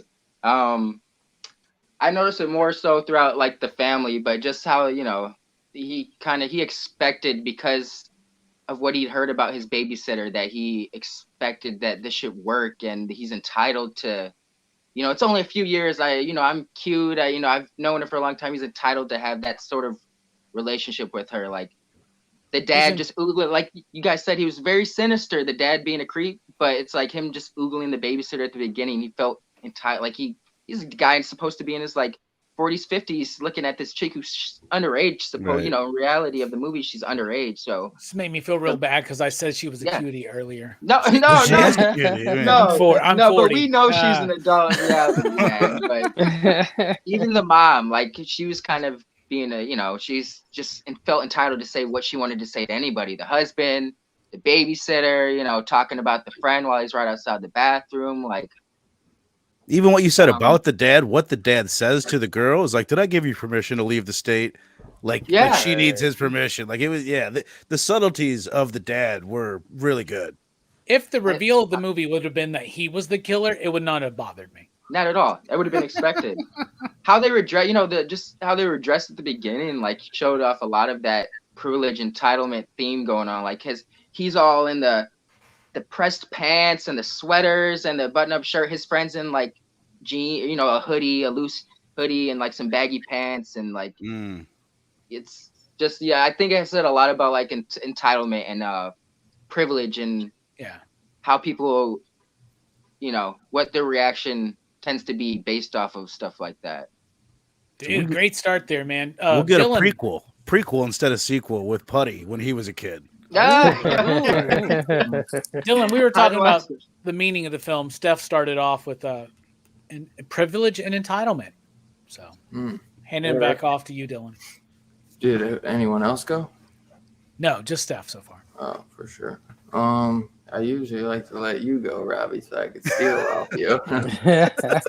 Well, I mean, you can call on anybody else to go. You're in control of the mic again. Oh, I know that. But I haven't got to talk that much because I had to keep checking on the kid upstairs, man. I understand. We were just hoping that you weren't like struggling against the kid. Like the kid had a weird fantasy about you. Dylan's like- tied to a chair through the rest of the film. Right, Right. a brick is Possible, gonna man. come across the screen. Dude, Hit him in we the should have head. set up a safe word. We should have, because this kid watches horror films, bro. So like, you know what I mean? Like he'll go around like, He's in good hands. and like he'll go. Yeah. So just let's hope he don't find a knife in the kitchen and do that. You I better think this hide is him that in the shit. chat. Trying to Carolina Chris. what up, Dylan, I Chris? see you. Yeah. Oh my god. But let me think. What is this movie trying to say? Well, one, you definitely- can go to somebody else, Dylan, is what I'm saying. You No, don't have I to know go that. to- I know that. Okay. But I was saying that I haven't really got to talk much. I'd Oh, say, gotcha. Yeah. the movie definitely is about, you don't know people as well as you might think you do. That a lot of people put up a front, and deep down they have like, I feel like everybody has that version of them that like the public knows, and then you have your private version. You know what I mean? If that, like, all of us, where you're just most at ease when you're by yourself. But this dude, man, he let that creepiness get the best of him, because he was just so in love with that blonde chick, man. I definitely can see the self-entitlement, but let me think, what else? Yeah, Fable, you could go next, and then maybe I'll add on to some one of the things you guys When say, you but give I him an definitely- idea. Yeah. Dylan's No, gonna Dylan, you piggyback nailed off it of there, all of man. our ideas. You stole what I was gonna say, Dylan. So yeah, you definitely, that was Yeah, well you said. know what? I gotta be honest with you. I gotta steal off of you and Steph, because you and Steph both hit the nail on the head. I think this movie's totally about entitlement, just like Steph said. All these people think everything's sweet. I mean, even she said, "You don't have an alarm for this place." It's like, it's a really good neighborhood. You know what I mean? So, that was Steph hit it out the park, and then you too, Dylan. You said the right thing too. You don't know nobody. You think you know somebody, but you don't know anybody. I mean, did the babysitter, when she went out with that kid Ricky, that was his name, right? Ricky. Yeah. Freaky. Did she think that he was gonna piss himself? Meanwhile, she's like brave in the bold. She's ready to fight anything, and her boyfriend is pissing on himself. So you don't know anything about anybody. So both of you guys I'm stealing off of you guys. Same thing. That boyfriend was a clingy motherfucker, bro. He is calling her every 60 seconds, bro. Every 60 Come on, seconds. babe. Don't No. go. And then when you Babe, see it's the Christmas. the Dacre character, when you see him, he's got this like fake hip hop gear. He's got the backwards hat and stuff, and it implies like, you like this loser, like you know what I mean. So it's like, you don't know anybody. You're right. Yeah. Both of you guys, you said it perfectly. I'm riffing off of y'all. That's too funny. But yeah, there's definitely something there with that. What was I gonna say? You go, Brooks, until I figure it out. Well, thank you. The thing that I think this movie is about is, how people who are so good at controlling other people, like this kid, they're always going to hit that wall eventually. They're always going to find that person that they can't control, or the situation that they can't control. And when that happens, they may be the cool, calm, planner, but they turn into like emotional wrecks. They can't handle it. They throw tantrums, And I think that's the idea, is like, the people who think that they know the most about, who needs to be controlled or what needs to be done are oftentimes like, just one disappointment away from just completely falling apart. Right. Well said. Hell yeah. And hopefully we put them in jail when they murder people. That would be the idea. One would think, but You never know nowadays. Thanks. well, this kid is white and kind of rich. So Yeah. A little bit. I can easily see A little him bit of getting off both. in a trial. Legit, like, I have nothing to add. Like, for me, that's what I got out of it. The thing I was thinking was, you don't know what people are thinking. Even if you think you know what someone's thinking, what the face is telling you that they're thinking, it doesn't mean shit. So I think, honestly, I got nothing to add to that. You guys kind of hit everything that I was thinking. Convenient that. Brooks, you don't know what it's like being last, for these things. Oh, bro. Robbie, I'm definitely intrigued to hear what you're gonna pull out of the hat on this one. Well, what everybody said is true, but I would add this: don't coddle your children. Okay, so you have a mom that's severely overprotective of her child and sheltering the shit out of her child. Okay, a father who their relationship, like I said, they love each other, but they don't like each other anymore. Do you get what I'm saying? So like, he's just like, whatever you want, dear. Okay, so he's just apathetic towards the whole situation, trying to weasel his way into banging the babysitter. Okay, and this kid is so freaking smothered and sheltered. He has to sleep with his fucking mother's womb sounds in the fucking room, right? Like, he had to make sure that at the end of the night, when he was trying to get away with it cleanly, he had to cut that on, which means that he does it every fucking night. Right. Yeah. That's fucking creepy, y'all. Right. Maybe he sleepwalked into his mom's bedroom and tried to like climb back up into her vagina. Maybe. There's some That's weird that's shit so going crazy. on here, okay? But basically what I'm saying is, don't coddle your children. Let them go out and understand the world. We grew up in the 80s and the 90s, right? We got the shit kicked out of us, right? We kicked this shit out of other kids. We were assholes. We were heroes. We went through the whole method of becoming an adult. You know what I'm saying? Of going through these like, it takes a long time to learn what it's like to be a part of society. You gotta pay Okay, your dues. it's not easy, and that's what childhood is for. That's why school is designed the way it is. Like, and it is an indoctrinating type thing into what they want us to think society is. But what I'm really trying to say is this: let your kids go out there and scruff their fucking knees. Being overprotective parents makes fucking serial killers, y'all. Yeah. Come on. And maybe not serial killers, but at least fucking Elon Musk's and Jeff Bezos, and y'all station to them for what they've accomplished. But like, y'all know what I'm talking about. Brooks said it. What have This they is a really Lex accomplished? Luthor origin story, bruh. Come on. Yeah. Come on. I could totally see this kid as being like growing up to be some kind of super genius. Yeah. Yeah. Let your kid get their ass kicked while they're a kid so that they don't become a fucking psychopath. So they know how to handle, take a licking and keep on kicking. Yeah. And understand that shit. There are And people empathy, in this too. world. Like kids need to learn empathy. Well, like you know. I every day I think there are people in this world that would totally kick my ass if I acted a Right. certain way. So I'm going to act Right. a different way. Right. Well, you have Right. me, bro. Well said.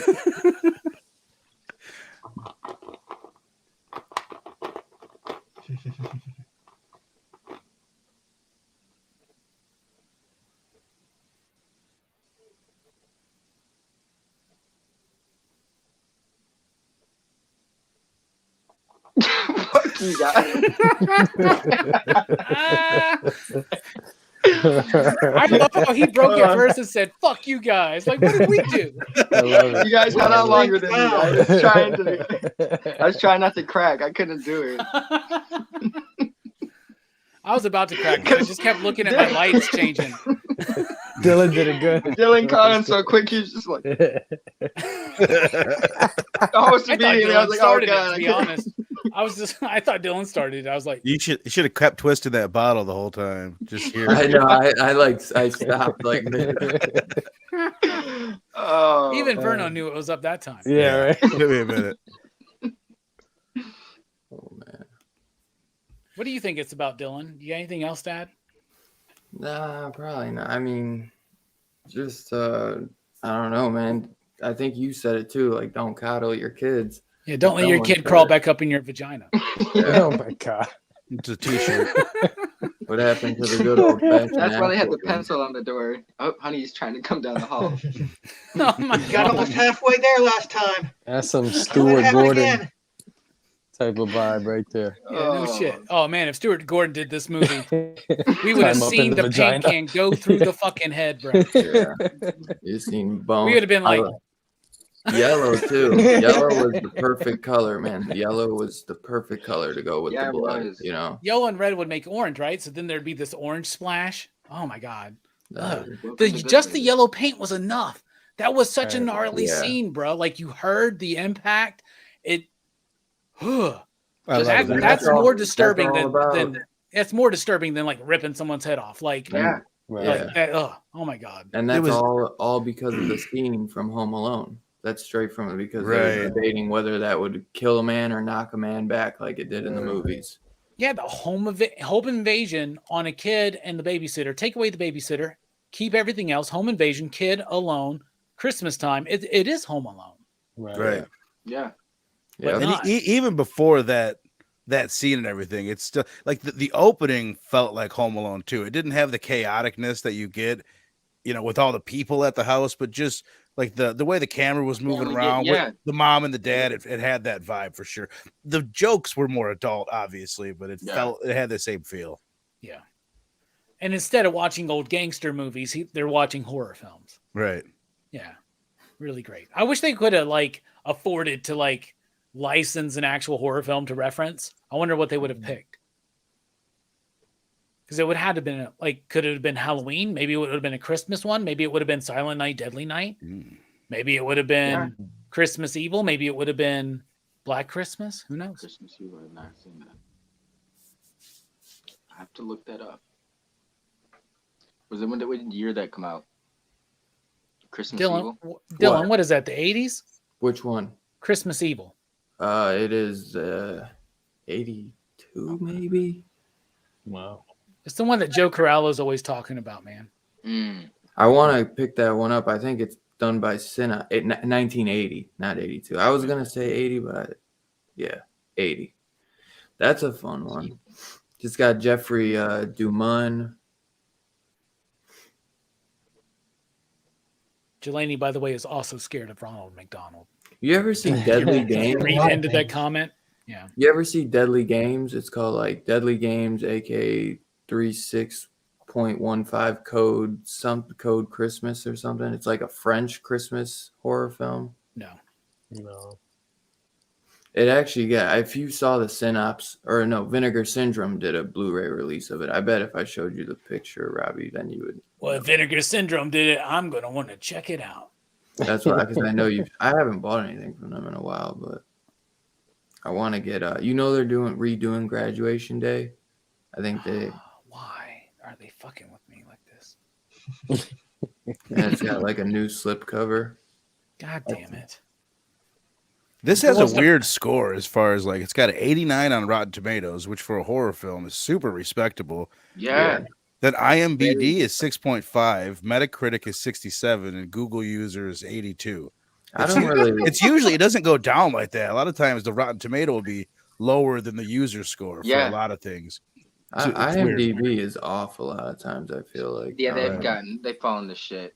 Honestly, I just don't really pay attention to like what critics rate it. I like to afterwards, like me and my fiance, every time after we watch a movie, we'll be like, all right, what do you think it is? Like one of us will look it up and have the other one guess, just like what people think of it. You know what I mean? Yeah. Right. Definitely.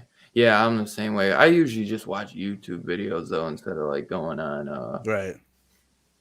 Yeah, I'm really surprised though that on the Rotten score 82 or 89. Wow, 89. yeah, that's well. I mean, honestly, this whole movie's existence is a conundrum. Right.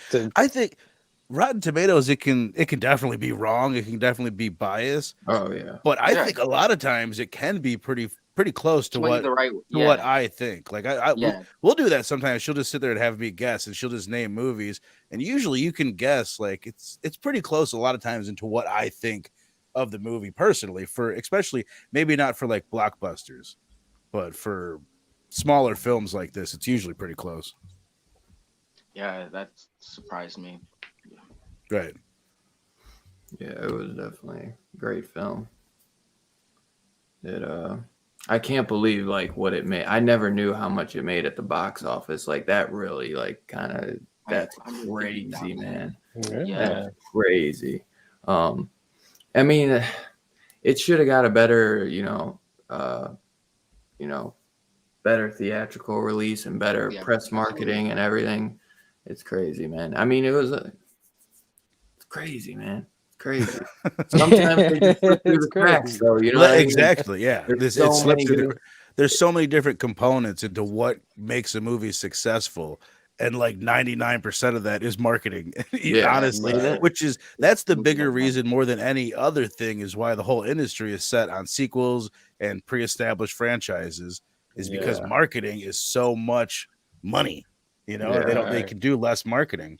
And to be honest, if you guys watched the trailer and had no idea like about it, you would maybe think that this is just, you know, the same shit you've seen 100 times before. You know, because they don't get, which is a good thing. They don't, or the good thing is they don't give nothing away. But you know, it almost feels like it's just one you gotta just dive into, man. Like if you watch the trailer, you think, oh man, I've seen that before. You know, like I've seen that 100 times, but you have no clue what it really is. You know. Yeah, absolutely. Did you see what John said? That Amazon classified it as a comedy, so it got a lot of negative reviews. Really? That's I could see people putting it as like a black comedy. Yeah, it's like I think that's where I've seen it on Amazon is in like the black comedy section, and I'm like, what the fuck? Yeah, it gave me like I said it earlier, but Idle Hand vibes. Not the same thing, but the way they handle comedy was definitely similar. If this would have came out on Netflix today, oh my god, that's what especially with Dacre being in it and the Stranger Things connection, it would have been top 10 trending. 100%, on Netflix. 100%, dude. Yeah. It should have got a Netflix release, no doubt. I feel like I'm surprised Netflix hasn't tried to like get the licensing. Yeah, right. Well, when I was looking this up, and I was like, it's on Amazon Prime, it's on Tubi, it's on Crackle, it's on Pluto. I was like, it's on all these services. That means they're trying to get people to fucking see this movie. Right. Like, I mean, the way we've been talking about it, clearly we all think like it could catch on at one point. Yeah. Like this might be something that eventually word of mouth. Yeah. It's starting to catch on, no doubt. It's that because I hear a lot more of them because I saw this movie like I probably saw this movie 2017. I don't know if I saw Dylan it. was there. Yeah, in Australia. I was there, young man. I went to Australia for the first time to go sit on set and watch this, bro. Like, I'm the one who said to cast this guy. I'm the one who gave the guy the Macaulay Culkin. I'm like, Macaulay Culkin vibes. He's like, that's what you're going for, Macaulay Culkin. They wanted I gave him the Good Son VHS tape I've had since I was a little kid, and I was like, you hold this dear to your heart, young man, or I will fuck you up. They wanted blue paint. Oh my god. I was gonna say, Dylan, you look like the kid grown up. Yeah, you kind of do. We don't really know Dylan, do we? Right. No. We know what we think he's thinking. I mean, we know him, but do we really know him? Oh, yeah. Yeah, man. It's it definitely goes back to that classic shit, man. It doesn't go for the gore. Yeah. It's just enough, man. It's like classical the way it's filmed and the way that they go through it, man. Thinking about the gore isn't it's like Halloween, bro. It's like it's artistic the way they do it. It's classy, yet very in your face at the same time, right? But it also is under 90 minutes. Right. Yeah. It's my favorite thing about it. Any movie that 100 minutes, hour 22, it's beautiful, man. Yeah. Especially for a horror film, man. Right. Yeah. It's true. Hey, and shout out Mike Zero for that awesome thumbnail. Thank you, brother. And no shit. Actually. His comment, and in regards to his comment, no shit, bro. They didn't do any marketing though. We've already talked about that.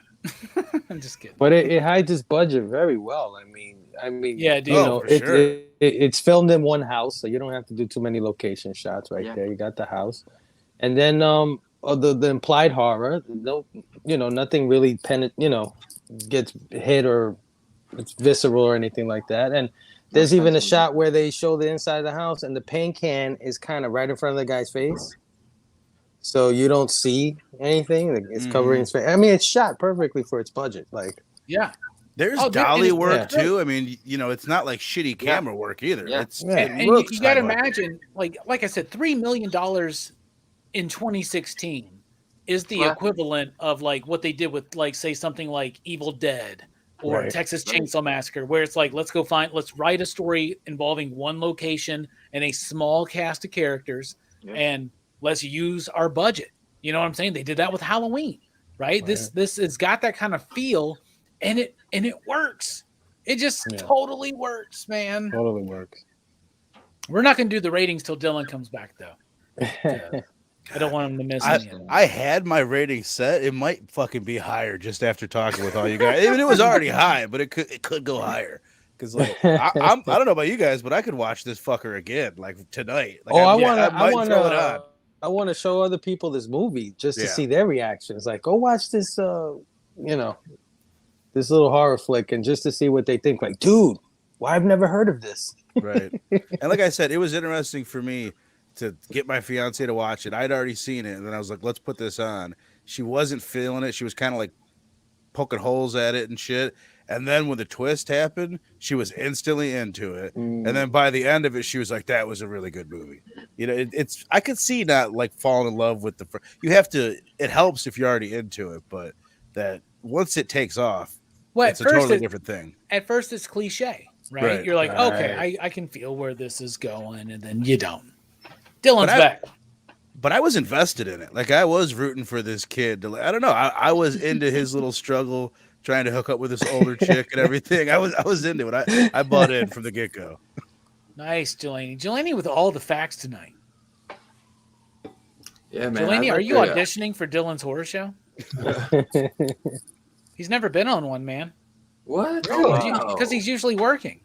He's been on one. No, he hasn't. No, not a Dylan's horror show, bro. He's even been on the Cerebros. Holy shit, man. Well, I think he gets off at like 9 your time. We got to start late. I don't know. We'll talk to him. We'll get him on in 2022. No doubt. That's crazy. The year of the Jelani. I swear he was on something we did early. Maybe I'm tripping. Like last year during Horror Fest, but that was pre-Dylan's horror show. But enough about that. What do you think about? You want to go ahead and get into the ratings, Dylan? Yeah, we can. Is there anything else that anyone wants to mention before we get into the ratings? I don't think we've ever covered a movie more fully. I didn't. We've been pretty in depth. For sure. You know what's a funny one though? When the ex-boyfriend is getting choked and his hat is like kind of pulling up. Okay, yeah.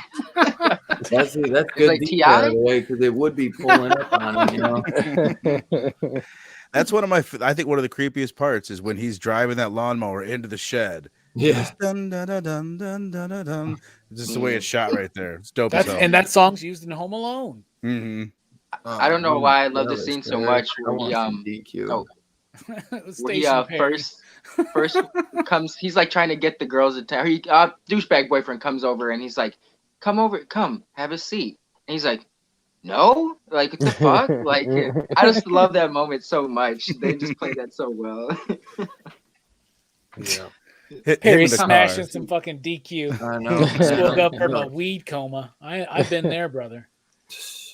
And with DQ, you don't know. It could be chicken fingers. It could be a double cheeseburger. It could be a hot fudge sundae, a banana split, a peanut butter parfait. Oh, you watch Probably it, all bro. that. Damn, I think I want to get some Sonic or some fucking For Dairy real, Queen dude. tonight. You need to chill. All right, Dylan, let's get to the fucking ratings, man. I got a DoorDash appointment. Steph, my man, what do you want to start off by giving this? Not with me, eh? I'm really. It's like I want to be critical of this movie, and I don't. He's nervous to be. I can't find anything wrong with the movie per se right now, so I was gonna give it a 5, but I really want to dive deeper. Fuck it, I'll give it a 5. I'm gonna give it a 5. I was setting the entertained tone. the whole way through. I was gonna probably give it a 4 or 5 because I couldn't find anything wrong with it, but this movie was awesome the entire way through. There's not the cast, everything's just on point. I feel like everyone in this movie was super passionate about making it, between like the actors, the writing, like Vernal said, people holding the dolly. Like there's some really professional stuff going on for such a small budgeted movie, and just one of the better pleasant surprises I've seen in a minute. So yeah, I'm Very gonna give nice. it a 5. Notice how Perry just spelled Reese's and pretzels. Just the guys see that? He's not lying. When he's like, just got out of a weed nap, bro. Look at that. Like, what is that? Reese's. Look at the pretzel. Is that the British spelling? I don't understand. Oh, we love Perry. That's a really good. Queso. 5 you dig? I mean, five slips, five whatever. Slips. 5 slips. Wow. 5 slips. That's 5 perfect. paint cans. 5 broken paint cans. Right. Right. I couldn't have handled 5 of those, man. Fable, my man, what you gonna give this? Before, I'm sorry. you know what? Before, and I forget anyone in the chat who hasn't thrown. I see a couple people already did. Throw your rating down in the comments below. I'm gonna have to agree with Steph, man. Like trying to find a flaw in this movie. There really are no flaws in this movie. This movie's perfectly paced, well shot, well acted, well written. And it even has some artistic quality to it when it comes to the implied horror. Where nothing is really shown and everything's implied, and that takes skill. It's not easy to pull off. Less is so more, it's, right? Yeah, it's artfully done. The only reason I would have ever given it less than a 5 is just because of what personally the things that I like, right? Like I like. Right. This is not my favorite genre of thing, right? Like I might like some sci-fi stuff better, but that doesn't mean that it doesn't deserve a 5. So I'm going 5 slips, man.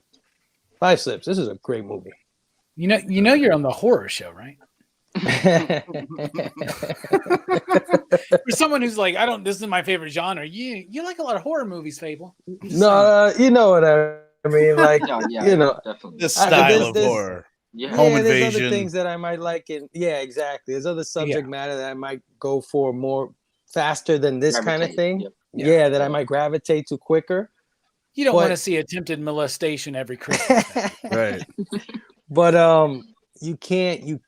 It is perfectly done. The movie is perfectly done, and I can see a lot of people totally head over heels falling in love with this movie. Yeah, because of their taste. JT's gonna be next. He's like, y'all got me watching this tonight. I see that. Yeah, bro. I'll be waiting for your You're DM. getting us all spoiled, though, man. Right. Right. That does kind of suck. Yeah, we were just kidding can't about hold that it yellow against paint. Yeah. That kid's not that bad. He's a nice kid. We're just kidding. Oh, Chamorro, you haven't seen this one either? Oh, Dude, I really want to for get it, that bro. Blu-ray to check the behind the scenes, because there's like a making. It doesn't seem like there's a lot of special features. Only thing I saw on the Amazon that it showed there's a making of, and that'd be cool enough though. At least you get a 10-minute that. featurette of the director being like, "I have no fucking money, mate." Yeah. Actually, I don't think the director's Australian. I thought there wasn't any. Yeah. They gave me an incentive to shoot it down by the Bobby. That's what you get for making a fucking movie in Burma. Oh man, I love it. We always go back to that Rambo bit, Brooks. It'll never die. Never. Great rating so far, Dylan, right? Hell yeah. I'm interested Y'all to are hear what my influencing man me, Brooks man. is gonna think. Now I'm nervous. This is what I've been really waiting on. Brooks, my man, I'm interested to hear what you are gonna rate this. I give this movie a 4.5. I liked it a lot, but I think it could have been better if the kid had gotten some comeuppance in the end. Like I kind of like that they left it open ended, but I just really would have liked to have seen him get his just desserts. Wasn't enough child violence for Brooks. Yeah, exactly. Sometimes you need some child violence at the end of your movie. I needed it today. During No Way Home. They blow that kid's face off. But that was the wrong kid. I want to see the other kid get got. Exactly, though. But how effective is that? But 4.5 is super strong, bro. Yeah, absolutely. Definitely. Yeah, definitely. I could definitely see myself like revisiting this movie too, like maybe next Christmas. That's what Yeah, I was gonna say Oh, the yeah. Fable. Same, I was same. gonna mention. I was like, and it's highly rewatchable. Yeah. Like I watched it 3 times. The one of the times I guess I fell asleep halfway through, so 2.5 times. But dude, like I've watched it. Like it's only came out 4 years ago. I watched it in 2017. Like when I think It's 2017 like 6 was years ago, bro. when it finally went on Shudder. I've watched it 3 times Holy in the shit. last. And I think it's maybe like once every day that I've I've seen it. it probably. Yeah, I've Oh, seen it wow. probably like 20 times. Steph, you doing okay? Mike wanted me to check on you.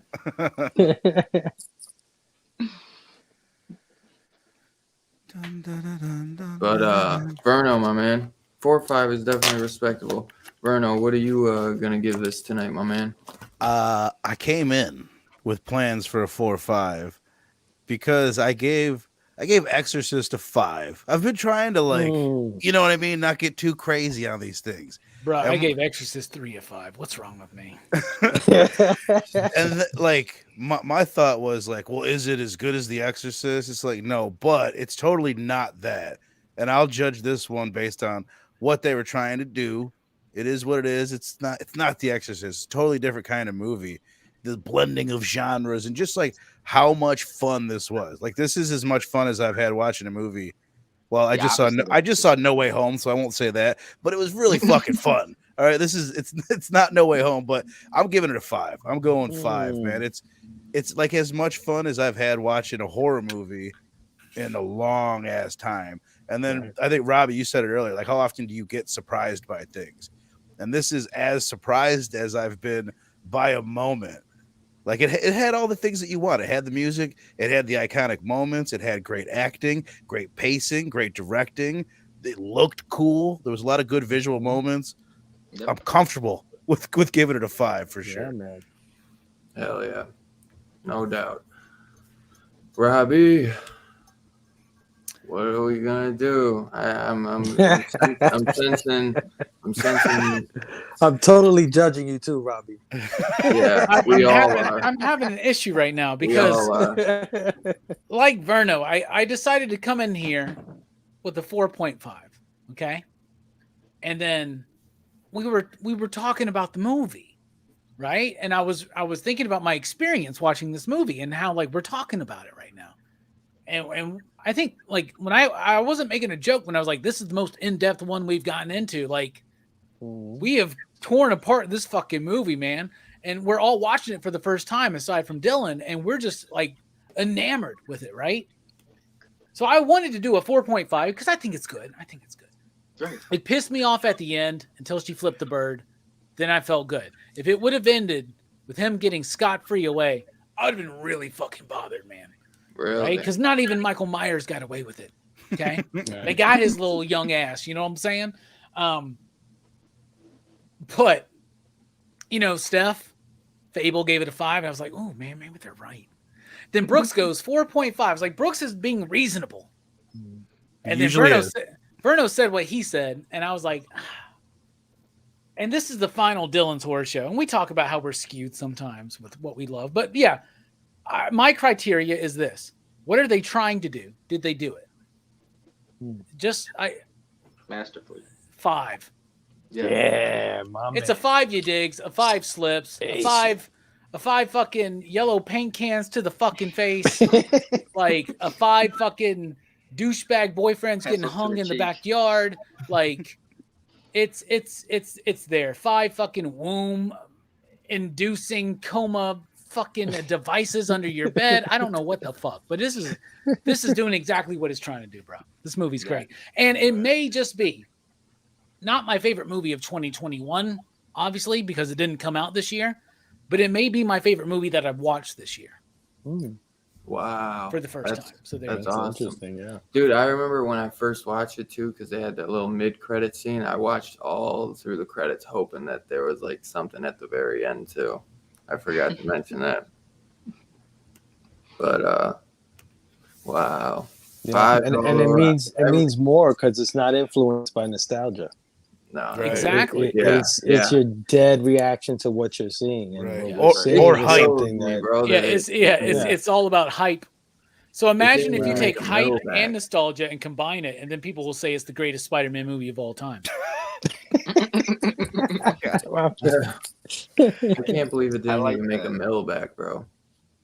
That's crazy. Yeah. Well, they didn't do any. There was no release for this fucking movie. I know. Yeah. Yeah, no, there was no way. I'm not like I'm usually pretty good at knowing what's coming out movie wise, and I never heard a lick about this until Dylan mentioned it to me. So That's Dude, the story I want to see. I want to hear like what happened, like what Yeah. who lost confidence in this, like who watched it and was like, Yeah. fuck it. just Like, Screen release it, Factory, guys. get on it. Right. Get on it. Right. Get on, y'all. Seriously, I need a Netflix, collector's too. edition. Yeah. Oh, And it's only Delaney Yeah, been Netflix. You guys want some? Delaney reminded me of Shogun Assassin. Oh yeah, that might be the best movie I watched for the first time this year. Okay. yeah, Shogun Well, is amazing. Being second to Samurai. that's not bad for better watch out. Yeah. It doesn't have a child samurai Yeah. in it. And this That's its movie's fault. only 5 That's years its one old. fault. So we can do Daigoro had shown something. up at the end of this movie Right. and like just chopped the kid's head off. Yeah, plus Shogun Assassin is five. just two other movies cut together by somebody trying to make a buck, right? So maybe we should recut this movie. I'm joking. Anyway, So fives from everyone except Brooks gave it a 4 or 5, correct? Yes. yeah, so far, yeah. So I mean, Because Brooks is It's not bro. influenced by the rest of us. yeah, never. it's probably a 5 for me because like it's a solid rewatchable movie. There's no flaws that I can think of either. Honestly, I could see it be getting like a 4 or 5 critically, but Yeah. for the rewatchable, I'm giving it a 5, bro, because like that's a big factor for me as well. Like I almost feel like some days we should do like a critic score and then just like a fanboy score. You know what I mean? Because so there's a difference. There's a difference. No, there's not. There's not a fucking difference. That's why I don't like critics. You can dissect a movie and find its flaws, but still understand the enjoyment of it. Right? Right. So you I do, get that. Dylan, exactly what we need to do. You do the Yeah. fanboy and the critic. You're the one. You're Neo, bruh. You're the program and the human, man. You understand what I'm saying, man? Hey, I dig what you're saying. I dig what you're saying. But yeah, it's definitely rewatchable. Go I ahead. get what you mean by that it could be a 5-4 to some people, and I want to argue that because I know it's like I can't find it right now, but I couldn't explain to you why. I couldn't debate with you why it's not a 4 or 5 to a 5. Yeah. You know what I'm saying? Like, Yeah. so I Right. get that fanboy thing, but my Right. bad. Yeah. Well, it That's doesn't right. have like the sweeping emotions. You're not gonna cry in this movie. Yeah. You're not gonna. Right. It doesn't do everything that some of the great movies Yeah. do. It just Yeah. does what it's trying to do Yeah, Yeah. exactly. super it well. probably, really honestly is a 4, but fuck that shit, man. I get what Yeah. you're saying. 100%. We're not teaching a college Yeah. class here. We're not fucking professors. Right. We don't give a It's, shit. it's one though that we're not gonna watch all year long. I could throw it in any time of the year if I'm feeling it. I don't have to watch it during Christmas, but over That's a the little- years, I'm gonna more likely watch it around Christmas. I'm gonna just save it because it's gonna, instead of watching it a few times a year, I'd rather just save it and watch it like 3 times in December and It just be, like, adds to loving it, bruh. I Exactly. love this time of year. Black Christmas, Silent Night, Right. Deadly Night, Gremlins, Charlie Brown Christmas, Right. Mickey Christmas, Scrooge, Muppet Yeah. Christmas Carol. Like it all like becomes this just wild amalgam of this is what Christmas is. I used to be like Christmas rocks when you're a kid. What's it like when you're an adult? Well, you get to drink and get to watch horror movies, so it's better. Right. Just Right. get less gifts. Yeah. But I'm just usually so they're- happy I could. Oh, go ahead. Sorry. I was going to say the gifts are more practical when you're an adult. Mhm. That's what I should say. Yeah. Not less gifts, but just more practical gifts. Oh, yeah. and you're less excited to get them. Dude, I Facts. need a knife set like no other. Come on, man. So all around we got 5s and a 4.5, and it seems the 4.5 was pretty popular in the chat as well. There was a couple comments up ahead. I forgot. For a movie nobody had heard of other than you until this, that is awesome. That's a high ass score. Hell yeah. I mean, dude, Robbie said favorite movie of the year, man. Best freaking movie I ever recommended to him. And I thought Adam Green was like his favorite thing. That had the hatchet. Well, I just remembered that I watched Hero for the first time with Jet Li, and that might be the one, actually. Hero's great. Yeah. Yeah. I sorry. love this yeah. one dropped down to number 3. I love that you're doing the kung fu Oh, thing. you by just the way. saw Jet Li? I mean, Yeah. Hero? Yeah, I do this show called Rock and Robbie Live Stuff. You should check it out sometime. And like Bullseye Bob's got me going through this kung fu journey. It's great, man. It's really fun stuff. What is that? Is that should on cut those IG? out. I should cut those out. What's IG? I don't know how to use an IG. I feel like I look clean. You know, I'm not quite Manny style or Nick style when I'm on a stream, but I feel like I look good. But when I was on Fable's stream, I felt like a scrub because I had my phone there. I couldn't get my fucking headphones to work. Like it was That's weird. the charm. That's the I don't charm like to it, man. I'm Have all you ever like, seen nobody told me, but I watched it on the replay, and I'm all like, yeah. We didn't want to interrupt Nobody the said flow. anything. Yep, whatever. Have you guys ever seen House of Flying Daggers? No, Yeah. No, I've never seen No, that. that's yeah. a good one. That's a good one. Oh, yeah. I'll have to check it out. I can't wait till you get to some of these movies that Bob's got you watching, because I'm a big kung fu guy myself. Bob always tags me in those Kung Fu Fridays because he knows. So yeah, it's awesome watching you go down this path, man. I can't wait till you get to some of the modern stuff. Well, It's hopefully awesome. I wake up Hero. early enough tomorrow to watch The Mystery of Chess Boxing before Oh, the Cowboys game. that's The a good one, Cowboys too. play at noon, though, my time. So, like, it depends on when I wake up, brother, to be honest with you. But we will be talking about Spider-Man. So, yeah. Nice. But no, I'm enjoying it. Sometimes I'm like, I want to do more. But then we do PCP movie night. We do the horror show. It's you can't watch 20 movies in a week. Right. Or can you? Oh, Plus, can I'm you? trying. I also have to go through like 25 plus James Bond films, Right. and I'm Oh, only God, through man. Thunderball right now, and I got to do PCP. that by Well, January. You're not going anywhere. You can get to all this stuff in due time. You will get to it all. Well, we got a That's- date planned for that one, so I All got to them hit the James deadline. Right. Aren't them early James Bond films kind of slow too? Nah, man, like the third James Bond film's one of the best ever, Goldfinger. Really? Yeah, I know Goldfinger is. I was saying That's like the third first- one. No, they're good, man. I love the I've Sean always Connery wanted stuff. to do that. Always wanted to go through James Bond. I've never seen it. I've Never seen seen bits them. and pieces Never, of Goldfinger. dude, that's do all. it, do it. Start never now, seen them Fable. all. What are they on? Is there some? Some like are on service that has a Amazon bunch of them? Prime, I've but Oh, okay. there's like a Blu-ray set that's like $80-$60 sometimes on Amazon. I would just recommend that. Dude, Amazon you- Prime, it You has a can't find them lot. all. The movies that like you're into, like 80s, like they're great for that. I got a buddy that's like, Amazon Prime's terrible. It's like if you like older Nah. movies, like half the movies I watch are on Amazon Prime. Yeah, Amazon's got a lot You of got a good lot of shit. shit you've never heard of. Right. Yeah. And then Tubi has a lot of good Yeah, cult they shit too, man. I mean, you got to put up with some commercials, but Not the only do you have commercials to- aren't bad. Well, here's the thing, though. Not only do you have to put up the commercials, you have to put up the same 5 fucking commercials like Yeah. 6 Right. different times. It's not like so like in an hour and a half movie. Well, they let you go though. They're like you won't get a commercial for the first 40 fucking minutes. You're Yeah. like, this isn't so bad. Then you get one every fucking 15, Yeah. and it's the same fucking commercials, man. That's Yeah. the worst part about their commercials too is it's like it'll be in the because I was using it for a lot of the Italian horror movies that I'd never they're not anywhere else, but they're everything's on Tubi. But what they'll do, there'll be this crazy scene going on, and then into it they'll start the countdown 10, 9, 8, where you know you're going to, and it kind of ruins the moment because you know it's about to end. Yeah. Like it's not great, especially for those types of intense ass scenes. You ever That's when watch, I'm like, well, I got to go repack the bowl and take a piss. Right. You ever watch Masters of Horror, Verno? It's on Tubi. It's like a Is TV it? series. There's a- We got to do a Both whole seasons? episode about Yeah. that, bro. yeah. We got to do a Okay. whole episode about Masters. We, of we Horror. should do like a season 1 episode and then Yo. like season 2 another time. Yeah, we should do a whole episode on Chucky season 1. I know, look, you guys were commenting on it throughout the whole thing, but now that it's all out on Peacock, Yeah, and I I was want able to to. watch it, I want to totally do that. I Let's want do to. that, Dylan, in January. Yeah, I'm down. Bring I'm down. Perry. We got to bring Perry on. Yeah, Perry. All right, so definitely when would you be guys' down. first show be in January? People under the stairs?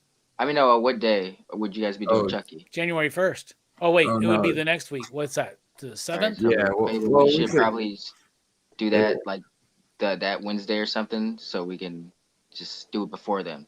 You know, That's fucked up, man.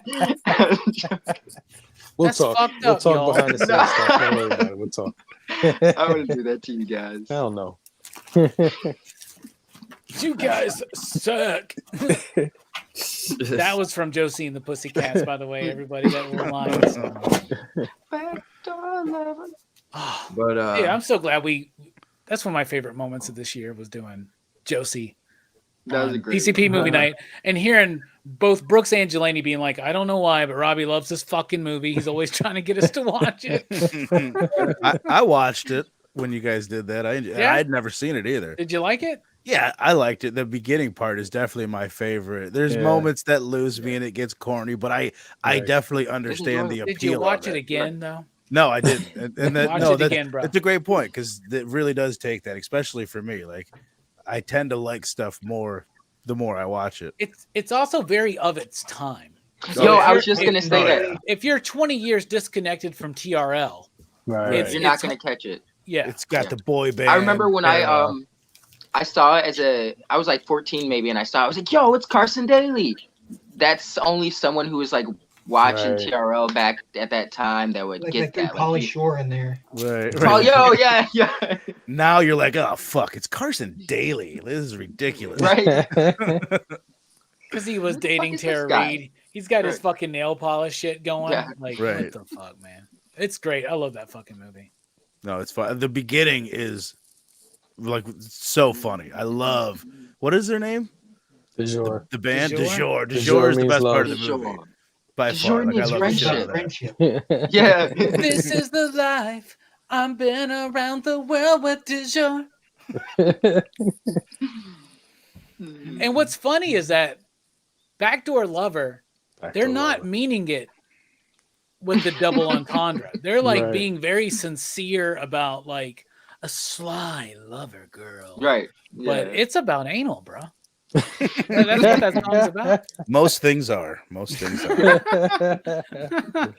Well, I think you're a little jaded having worked as a strip club DJ for a while. There, Right. We didn't allow that there. We had a couple girls. There was this trend all of a sudden. Are there strip clubs that do? Well, What? well, there was You this got the trend all of a VIP room. sudden. Maybe we in kept, fucking we kept wherever having girls hostel show up. was. We kept having Sorry. girls show up here with butt plugs in, and it was like everybody's so immature. Everybody, oh my god, is she wearing a butt plug? Oh my god, look, she's wearing a butt plug. And then I would have to go up and be like, I'm sorry, sweetheart, but this is a no butt plug club. But it was like, she's like, really? The place I come from, everyone wears a butt plug. And there was even one While girl they're that had performing? yes, spinning around the pole. There was one girl that she had a butt plug with a little tail that came out of it. In the club that she came from, Fucking everybody had the butt plug with the tail. It's like you're just Mm. begging for some Yeah. asshole to, you know what I mean? But You That's just the don't world. want to rip that out. You got to No. kind of gently pull. you got to that thing out. ease it out. Yeah. It's interesting where this has gone. Right. right. It's funny the things that I got extremely click the comfortable butt with. plug segment. Well, I think that there's a fascination with butt plugs now, to be honest with you. I mean, it's weird, but I'm glad I'm sex positive. Oh, for I'm sure. glad for, whatever, please yourself, do whatever Right. it takes, man. You know, Treat I'm- yourself. I'm 100%. into some freaky shit. I'm not going to tell you what it is, but like, you don't really know. You got someone, the- as the- we learn. the- Right. Yeah, that was the thing. We followed that tonight. You got the baby womb machine under your bed. No, I don't. But maybe I got a fuck machine behind my bed. Like, you know what I'm saying? It's Got me sex fucking. planet? Maybe I don't know. Maybe I recorded the audio of me fucking, and like, You can't fall tell what asleep people listening. can't tell what people are thinking, and you can't tell what's in their butt. So just keep Right. that in mind. You never know. I No, think that's the. We want you guys to the- take away anything from tonight. Is that you can never tell what people are thinking. You Right. can't tell what's up their ass Right. every time. Welcome back, Dylan. That's the theme of you better watch Great out. way. Ain't Great it? way. Yeah. to welcome back in. Yeah, we were talking about butt plugs. What's it to you, man? Hey, thanks See? for hanging tonight, Jelani. Phenomenal. Oh man, Station. Hell yeah, I'm glad you thought it was a phenomenal pick, man. It was great to have you in the chat tonight. Oh yeah. Dylan was saving this one. This was he had this in his arsenal.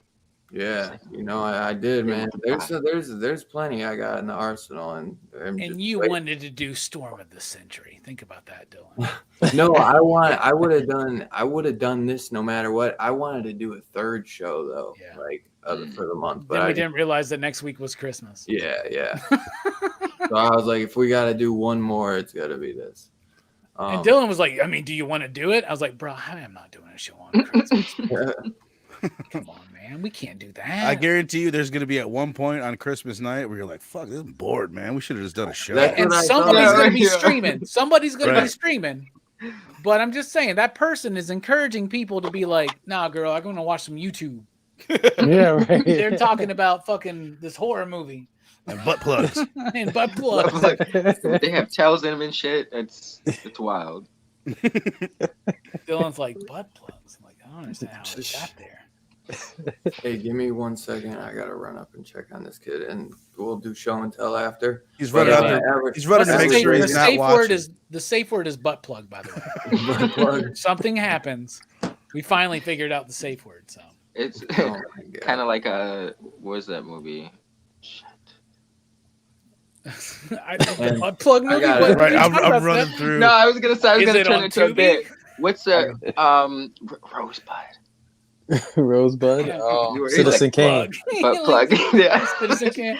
Butt plug, and he drops the butt plug Yeah. instead of the globe. Yeah. Oh my god, Jesus! Oh, I mean, they're Why are we elaborate now. making They're movies? jeweled and shit. You know, like Oh, yeah. okay, yeah. Oh, yeah. They got tails apparently. I've heard of that. Furries have Right. taken over the world, man. That's why I Yeah. don't trust fans of Sonic. Wait until our first furry president. Oh my god. You don't think we've already had our first furry president? Right. Come on, brother. He's kept his persona hidden. Yeah. Right. We all Be right know that back. was George H.W. Bush. Oh yeah, that guy was into some freaky shit. You just know it. Read my lips. Where do you think that shit comes from? From a freak. Anyway, we're all freaks around here.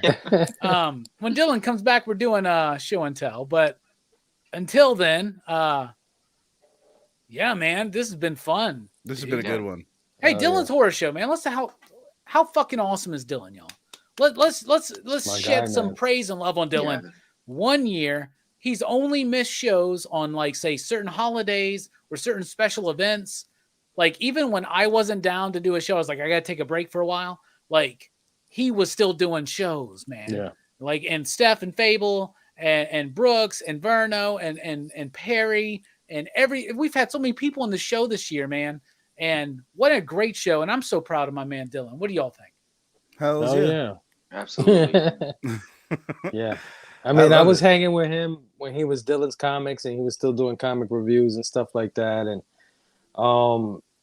you know, he kind of took a hiatus or left or for whatever reason. He had his own reasons. But when you said that you were going to do a horror show with him, and he changed his name to Dylan's Horror Show, I was just so excited for that. I was so happy that you guys got together, that you were helping, you know, push him to his dream. And Absolutely. I totally see the show growing, and he's gonna hit 1K before we know it. I mean, it's just a matter of time. There's so many people out in the community that love this stuff. They just don't know where to go. Yeah. You know? Right. Right. And it's the type, there's so many movies that you guys have talked about that I have never seen, never heard of, would have never watched. And I like that. You guys aren't just picking, you know, Nightmare on Elm Street and it. It's like these- Right. Yeah. Like what was one of my favorite ones was The Stuff. It's like I would have never in a million years watched The Stuff, but I that loved fucking that. movie, I thought it man. was great. So. They found some lost footage of that movie. They're going to put it out on a new Really? Blu-ray. Yeah. That's cool. Yeah. Thank you for that, man. Like that's what I love, man. He's not Dylan's. I mean, I love horror too, but like this is Dylan's show, right? And Right. like Dylan is all like about like let's not do the obvious one, you know? Yeah. And sometimes he does get and I can rein him in, but like this is all Dylan's vision. If this was my vision, we would be doing multiple things. It wouldn't be a movie of the week. It would be like we'd be doing top 5 lists, top 10 lists. We'd be doing all this stuff. Dylan's like curating this list of movies that is introducing people and reintroducing people like me that took a sabbatical back into like the real deep pantheon of horror Oh, movies, man. You know, Oh, yeah. and we're so proud of you, Dylan. That's what we're talking about. Steph, what do you think? You guys have said it best. Yeah, just I like Dylan's like the encyclopedia of horror. I like to call him. You know, he can break stuff down in like a very digestible way. You know, like take out the unnecessary stuff, just give you the information to get you invested in something, or you like something like Motel Hell. Like I probably would have never checked that out had it not been fucking with you guys. And That's I'm right, glad that yeah. I've seen this as well. Like this was a great pick. Like I would have never seen it had it been for your recommendation. So Well, but I got you to watch Motel Hell. That's a Yeah. good accomplishment. 'Cause I never could see you watching that before. no, such I a would have good never. movie. Yeah, I would have never. Yeah. I probably would have seen it, read the synopsis, and flipped past it. Like Yeah. been none the wiser, you know. And But I that hadn't shit seen it was in like dumb 20 as years. hell. Right. I hadn't seen it in 20 years, and Dylan wanted to do it, man. And like, Yeah. I love this shit. Brooks, what do you think about Dylan's horror show, his legacy? What do you think about what he's done this year? Well, I've been enjoying it because, like, you know, I haven't been into the horror as much, you know, over the years.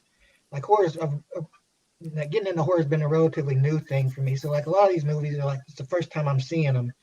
Right. And even when I don't like them as much, like, you know, Black Christmas 2006, you know, it's just fun to get on Dylan's horror show and, you know, just talk about it, you know. Yeah. Oh It's yeah. just a good time. Yeah. Absolutely. It is a good time. Yeah. Dylan, I'm looking at you straight in the face right now. I'm so fucking proud of you, my brother. Thanks, bro. Proud of We you. You're talking to the bonded. guy who's always off screen. The way that me and Dylan met each other, we met each other through comic books, but we bonded through horror. Yeah. And I'm so glad to do this with you every fucking week, bro. I love you so fucking much. I'm proud of you, brother. Station, High congrats five to each other, 900 and beyond. In 2022, y'all don't even know. There's some banger ass episodes. Y'all, there's some I'll movies have y'all a- haven't seen that are going to change your life, man. I'm gonna get a list for you too, Robbie. I'm gonna start work. I'll get a list so that Mike can get some thumbnails together. Hell yeah. Since I'll Or have a stuff couple like- weeks to chill and just get it together. Yeah, I'll get a man. list And for I'll that. resend you the list we've already come up with. So you Yeah. have some old ideas, come up with new ideas, and then just start putting them out. And yeah, man, dude, y'all, you don't even fucking know, man. March Madness 2022 is going to be the best March Madness ever. Of course, it's the second one. Horror Fest 2022 is going to be the best ever. And Dylan's Horror Show, Horror Fest never ends. Except for that week we did Legend. And maybe when we did Dead Zone, Fantasy maybe horror. that one doesn't go into it, but well, you know. I guess Legend was fantasy horror. Yeah. Dude, Yeah. as soon as you know the movie you're gonna do, start putting that bastard up on Instagram too.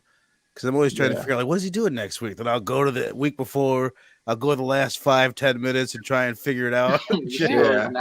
Dude, sometimes I never know when Mike puts the thumbnail up, so I usually just throw it in the backlogs chat like once I get the thumbnail. Sometimes he might send it Wednesday, and I don't look till Friday, you know. Well, you remember that time where I was like, yo, Mike's gonna be gone. We need Horror Fest lineup right now, and he did all of them in 1 week. Yeah. Wow. That's why I figure if I'm gonna get a list together, I don't give a fuck. I'll do like 20 movies. Yeah, and I need to know what I need to buy versus what I can easily stream. And if I want to buy something, like if it's $30, I need a few weeks notice. But if it's $10, I can get it. You know what I'm saying? Yeah. I'll try and look at streaming services too. While we got a great one, man. We got a great one coming up. It'll be dude. People Under the Stairs is gonna be so much fun. You guys got like 2 weeks to watch it, so I don't know if that might be on Prime. People Under the Stairs. I'll look it up right now. See where it's at. I got the Scream Factory, which I have not watched yet, so I'm gonna be so like. Yeah, I haven't seen the transfer, bro. So I'm excited. Me neither. I'm really excited. It's on Tubi. Who would have thought? Yeah. Of course, it's got everything. I love Tubi, wait, man. never mind. It's only the Australian versions on Tubi. Oh, just kidding. Just kidding. It's I didn't say, there's an Australian version? What the shit? That's too funny. I was gonna say, well, Mark can check it out then. But, Mark's not in Australia, brother. No, there's the Mark that we knew that was from Australia. Oh, okay. I thought you meant Mark from Geeks Unleashed. Okay. Close enough. Yeah. They do stuff with the Bobby. Australia still has the UK flag on theirs, right? They're still part of the British They Empire. got the colors, or whatever. Yeah. So's Canada, right? So it's all the same shit. Technically. Yeah. Right? They're part of the British. Yeah. Oh, British. They were. How does that work anymore? Anyway, I just remember that when everybody in Hong Kong was freaking out, they're like, "We're done with the British." I remember that. Oh, I wonder Anyway, if there- what are we talking about, Dylan? I Go wonder if ahead. there This was is a your new. show. I wonder if there's a new. Is there a New Year's Eve like horror film? Like a New Year's. New horror Year's film? Evil, right? Or no, I that's don't know. Christmas Evil. Christmas Yeah. Eve. Has no one done a movie called New Year's Evil? Yeah, I was gonna say you know got it what? right there. I want you know Jesus. how Hulu has the Blumhouse thing, and it's like every month, and some are based around holidays. I know Yeah. they did a New Year's one. That But, that kaiju movie, wasn't that a New Year's? Oh, the Cloverfield. Yeah. Cloverfield. Oh, was wasn't that it? New Oh, Year's? bruh, there are tons of them. There is a movie called New Year's Evil, by the way, is there? That's great. and there's Bloody New Year. They're listing Terror Train. Does Terror Train happen on New Year's? You know what? It might be a New Year's Eve party. I think it is. I think it's a Yeah, party on the yeah. train on New That's Year's. a good movie with Jamie Lee shit. Curtis, Adrian I Barbeau. love that film. If I knew that, I would have done. If I remember that, I would have done that. You can change your plan if you really want to. Ghostbusters 2. Is that New Year's? Oh yeah. No, It was. with the marshmallow at the end. Wasn't that the New Year's? Ghostbusters 2. Holy shit, yeah. I don't know if I Okay. consider that a horror movie though.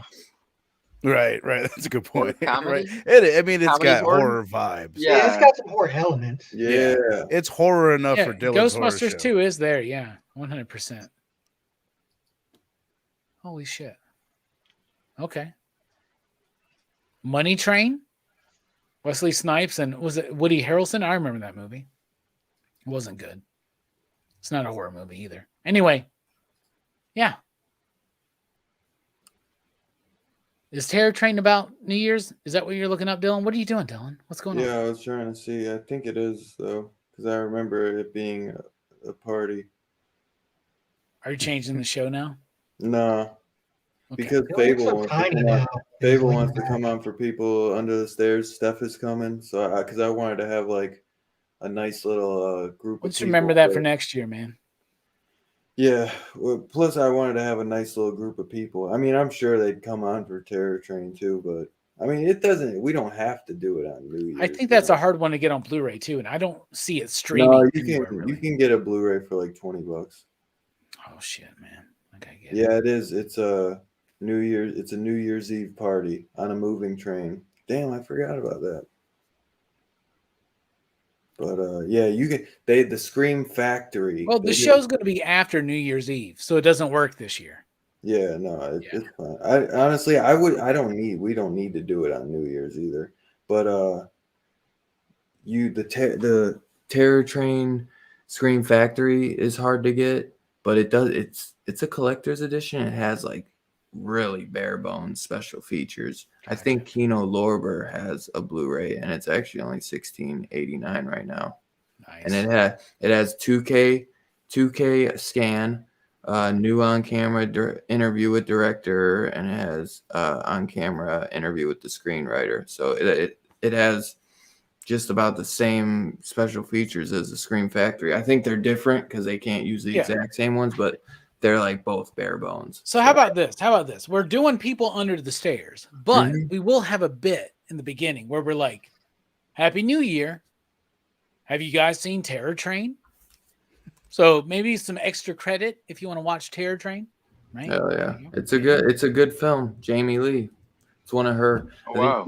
I think she did that either it was before or after prom night because she had like a 3-movie deal with like Canada, like Canadian films. So if you notice, like Prom Night, Terror Train, and maybe one other, maybe it was even just 2. They like she's like the only American. She's like one of 2 American actors, and then the rest are like all Canadians. Because they, I guess, like back in the 80s, it was super cheap and affordable, like super cheap to go and make horror films in Canada. And Canada was like trying to do it super cheap to get people to come over and make films over there. So a lot of horror films, if you like, were made in Canada back in the 80s because it was just super affordable. Wasn't that didn't they used to do that like with a lot of like old like I know a lot of the X-Men movies were filmed over in Canada, like Superman Returns, like in the early 2000s. I think it's only recently, last few years, like they broke away from that. Really? I wouldn't doubt it. I just know the fact about the horror movies, but I wouldn't doubt it. I'm sure if it's that way with horror films, it's probably that, do it with other films too. You know. No, yeah. Yeah, I do. But I, love my double that features. reminded me. I was like, I always used when I was younger. I was like, why is X-Men filmed in Canada? Why can't it be filmed over here? I had like big aspirations of being a part of the X-Men movies. You know how that goes. Like, being in Canada just made my chances that much harder. So I was like, fuck. Blame Next Canada. tomorrow. If it wasn't for Canada, dude, you'd totally be an Thanks for hanging X-Men. tomorrow. That's what I like. Wolverine If from that puts Canada, me to sleep at obviously. night. Brooks, you're onto something. I like that. He's the most popular X-Man. Yeah, Do, that is true. Do any of you guys got anything to show for show and tell? Anyone? I do not. I know you guys got some. I actually got a little surprise AOK from one of the homies in the chat. So, and he wanted specifically to get here before. I got something. Today. Actually, if I can show it off probably first because I gotta head out. Yeah. Yeah, I got something I can show, I guess. All right, so you guys know I'm a big Transformers fan, so I collect a lot of the figures. And my brother Nick Comic Culture, he sent me an AOK recently. So I wanted to show off what he sent me. He knows I'm a fan. So first he sent me this little tiny Bumblebee That's toy. cool, dude. Yeah, it's pretty cool. That's dope. It's a little tiny Bumblebee, but it's awesome, man. Love him for that. Yeah, that looks good detail though for a little one. Yeah. And speaking of Bumblebee, I try to collect the Transformers that were mostly in the season, the first few seasons in the movie of Transformers, the animated movie from the 80s. Yeah. But I pretty much got a lot of those figures. There's only a few that I'm missing and that I'll probably eventually get. So I turn my focus to now try to collect the figures that were in the Bumblebee movie, not the Michael Bay Transformer movies, the recent one, the Bumblebee. I think it's Travis Knight or somebody like that directed it.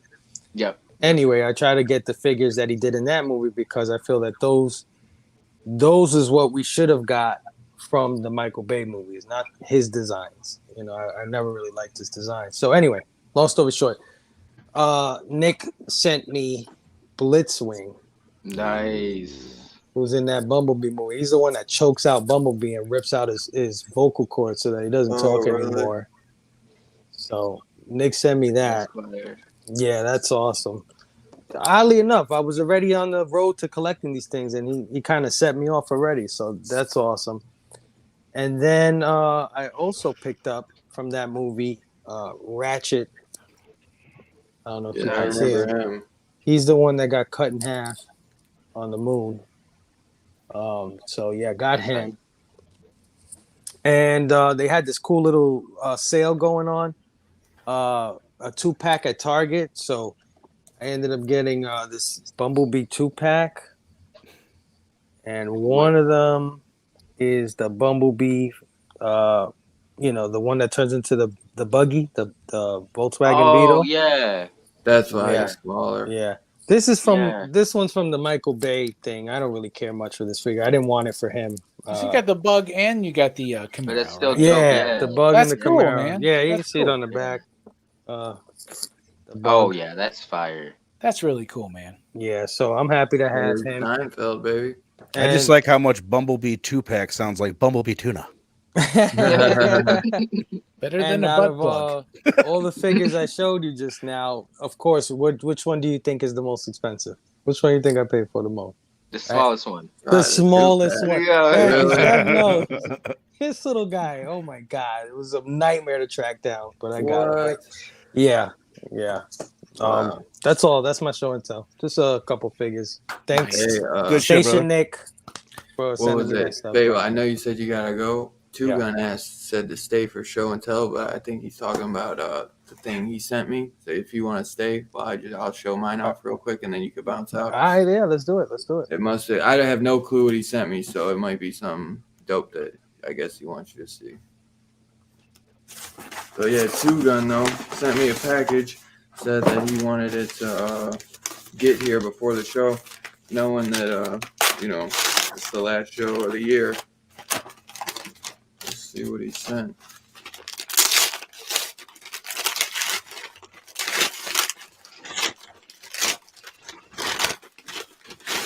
Riveting.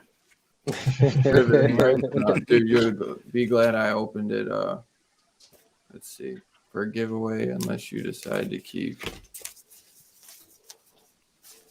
So yeah, I forgot he gave me some stuff for a giveaway. Unless you decide to keep. Yeah, which I probably will. It depends what it is. He always gives some really dope stuff. So Dylan's gonna like keep always, dude. He gave me freaking Oh yeah, this is a fun one. Worthy of the Oh, the mall. Nice station. You Hell know? yeah. And another worthy of the. That's fire, I yo. actually remember him I telling me wanted about that this one too. I don't even collect that, but I wanted that one. Hey man, well maybe you get it in the giveaway. Oh snap! Afterlife with Archie. Oh, That's fire. Yeah. That I Love might it. have to keep. That's nice. yeah, hell yeah. No, man, give that away to me. Come on, man. What's up? Oh, I don't own any of these too. Oh, Hatchet. Nice. Have you got? I know Jay Strick. I miss that dude, bro. I got the titty covers of those, man. To be honest, I'm kind of ashamed to say that, but I have the titty covers of those. Yeah, Nice. this is a cool one, bro, with the jack-o'-lantern. I like that one. Yes. What I was It's gonna probably artistically better, but I chose the Holy breast shit. cover. I'm sorry. $9.99 The for this, breast cover. bro. Yeah, Dude, what? they're expensive. $9.99. that's how much those titty covers are, man. Holy crap. Oh, this is. It's just funny you say that, and then the porn bot. Yeah. pops in. Speaking of titty covers, I've always. dude, look wanted at that this one. cover. That's sick. Nice. What? Oh man, this one I gotta keep. But I was gonna ask, have you read the Hatchets comics? Do you like them? No, I have not. Oh damn, bro, he found. Wow. There we go. I just picked that one up like last year, man. Nice. Hell yeah, dude. Dude, Kelly Jones cover, man. Look at bro, That's why are you making it so hard for me to give these away, Two Gun? Right? Oh my god, that's awesome. I can't remember. I think he sent me this and he was like, I just picked this up. That's and I'm foil thinking, too, he right? grabbed it for himself. Yeah. That's a foil? Red Yeah, that's foil. a foil. Damn. I own one issue. Like I think who did it? Fuck. I think IDW. Somebody did a Hellraiser.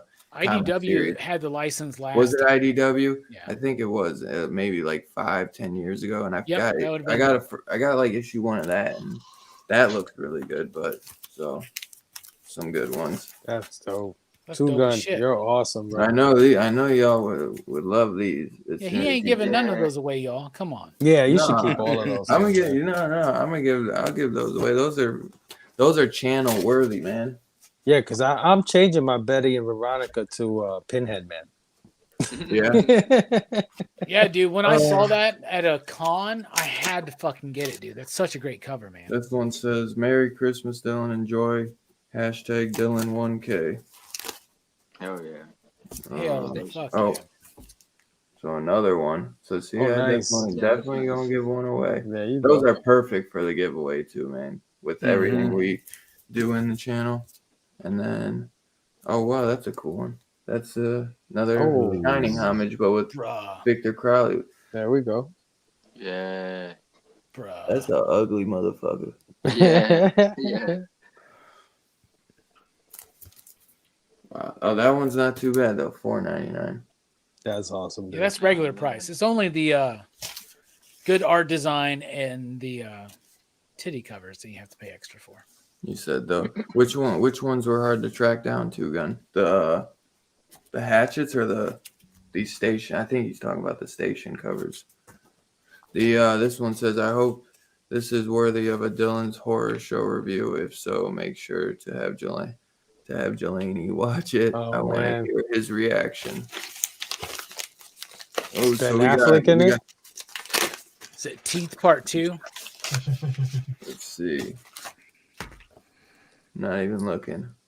With Oh, the that slip. movie's fucked up, Is man. it? I've seen it. I've always wanted to pick it up. That's a great movie, That's man. an but old school joint right there. Wow. They would never make that movie today. I've never Yeah. been, dude. I've never been sent. Actually, no. Mike sent me Candyman. This candy. I was gonna say I've never been A-OK to a Blu-ray, but my man Mike sent me the Candyman Screen Bruh, Factories. we But gotta yo, do the that one. slip, Yeah, With the man. slip. I don't think I I've didn't ever even seen know it. that they did that, man. No, I've seen it because I always look at the Screen Factories. I didn't know you could still get this with the slip. Oh, damn. We got to do that, man. That's a great movie, but like I said, I've they would heard that never thing. do that movie today. No, man. yeah, they wouldn't. Yeah, That movie is heard. uncomfortable to watch, man. yeah. Wow, so that's a good one. We're Is definitely that Barbara gonna review Herschel? Is that this. who that is? Barbara Hershey. Hershey, yeah. That's a crazy ass performance. She put a lot of it into Based it, man. on a shocking. They talk about that. You know what? I know how I know about it though. In Search of Darkness, they mention this, and then I've seen this. I've Yeah. seen the Scream Factory cover, bro. I'm hyped, bro. I'm definitely gonna. This That's will be a good one. So you know you got to pick this up, Robbie, so we can review it. Oh yeah. Yeah, thanks, Two Gun. It just cost me $25. He's like, I had to get the slip, dude. Station. Thank you for the awesome A-OK. Never disappointing with your amazing A-OKs, bro. Never. And I can't wait. I've heard this movie is fucked up, so I can't wait. Oh yeah. I'm trying to think, remember the scenes I've seen and think if that's the right Where one. she's getting molested by the Yeah. ghost. That's the one, yeah. Yeah. I And you think- see then- the fingers touch her like breasts and body, Yeah, and they had indent. to synthesize that, yeah, pretty cool. He said it's 30 including shipping, but you get the slip. Thanks, Two Gun, for costing me $30 during the Christmas season. Hey, it's all Station. I'm just kidding. Put that, I'm put sure that it's on- somewhere. Tubi probably has it, man. Put that on your taxes. I should start doing that. Perry does it when he buys equipment and shit and movies. I gotta talk to Perry, man. Perry said he puts that on his taxes for YouTube. because I he never thought makes I would have money to off talk to YouTube. Perry about official business. Let's see. I wasn't gonna open it, but I want to see the original poster. Does anyone else have anything they want to show? That was the whole thing. That was everything. Yeah. All That right, was it. brothers. Thanks for having me on, man. Station, Oh, homie. yeah. Thanks for staying. Thanks for station fit. Love staying reviewing faithful. these movies with you guys. You guys are so awesome, dude. I always Yeah. have a good time, man. Station, brother Steph, you already know. Hit me up right after if you can. I'll holler at y'all later, all right? Happy Yes, holidays, sir. bro. Love you, man. Happy Good holidays. seeing you, brother. Station. Dude, my computer just told me it's about to die. I wasn't expecting this. I'm not plugged in. So- I know I had to plug in halfway through. My bad. I didn't know we would go this long. If you got anything you want to show, Verno, and then if you got to dip out, no worries. no, I don't have anything cool recently. I'm No. saving money. I got Yeah. I got the new Something Is Killing the Children hardcover, but I didn't think it was worth showing you guys a book that you've seen 100 times online. And it doesn't have the slip, so it's not that cool. Still worth it. Yeah. Jay Oh, it's got the worth it. slip. Does We he? were stretched about it, yeah. Did he? It was like $80 though. Yeah, Yeah. but thank you, Two Gun. I can't wait to check that. I kind of wish I would have pre-ordered it.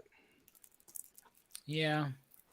Fuck it. Who cares? Right. No, I know. It's one of But those the problem things. is it's probably worth $200 now. Right. You just Exactly. flip it. But that's the thing. Once it's worth $200, like I can't fucking touch that. I won't be comfortable trying to read that anymore. So it's like, might as well just have the cheap one. Yeah, no shit.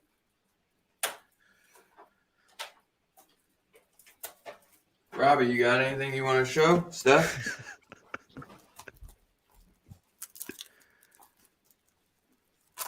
He ruined it for you, Verno. I started laughing. I know.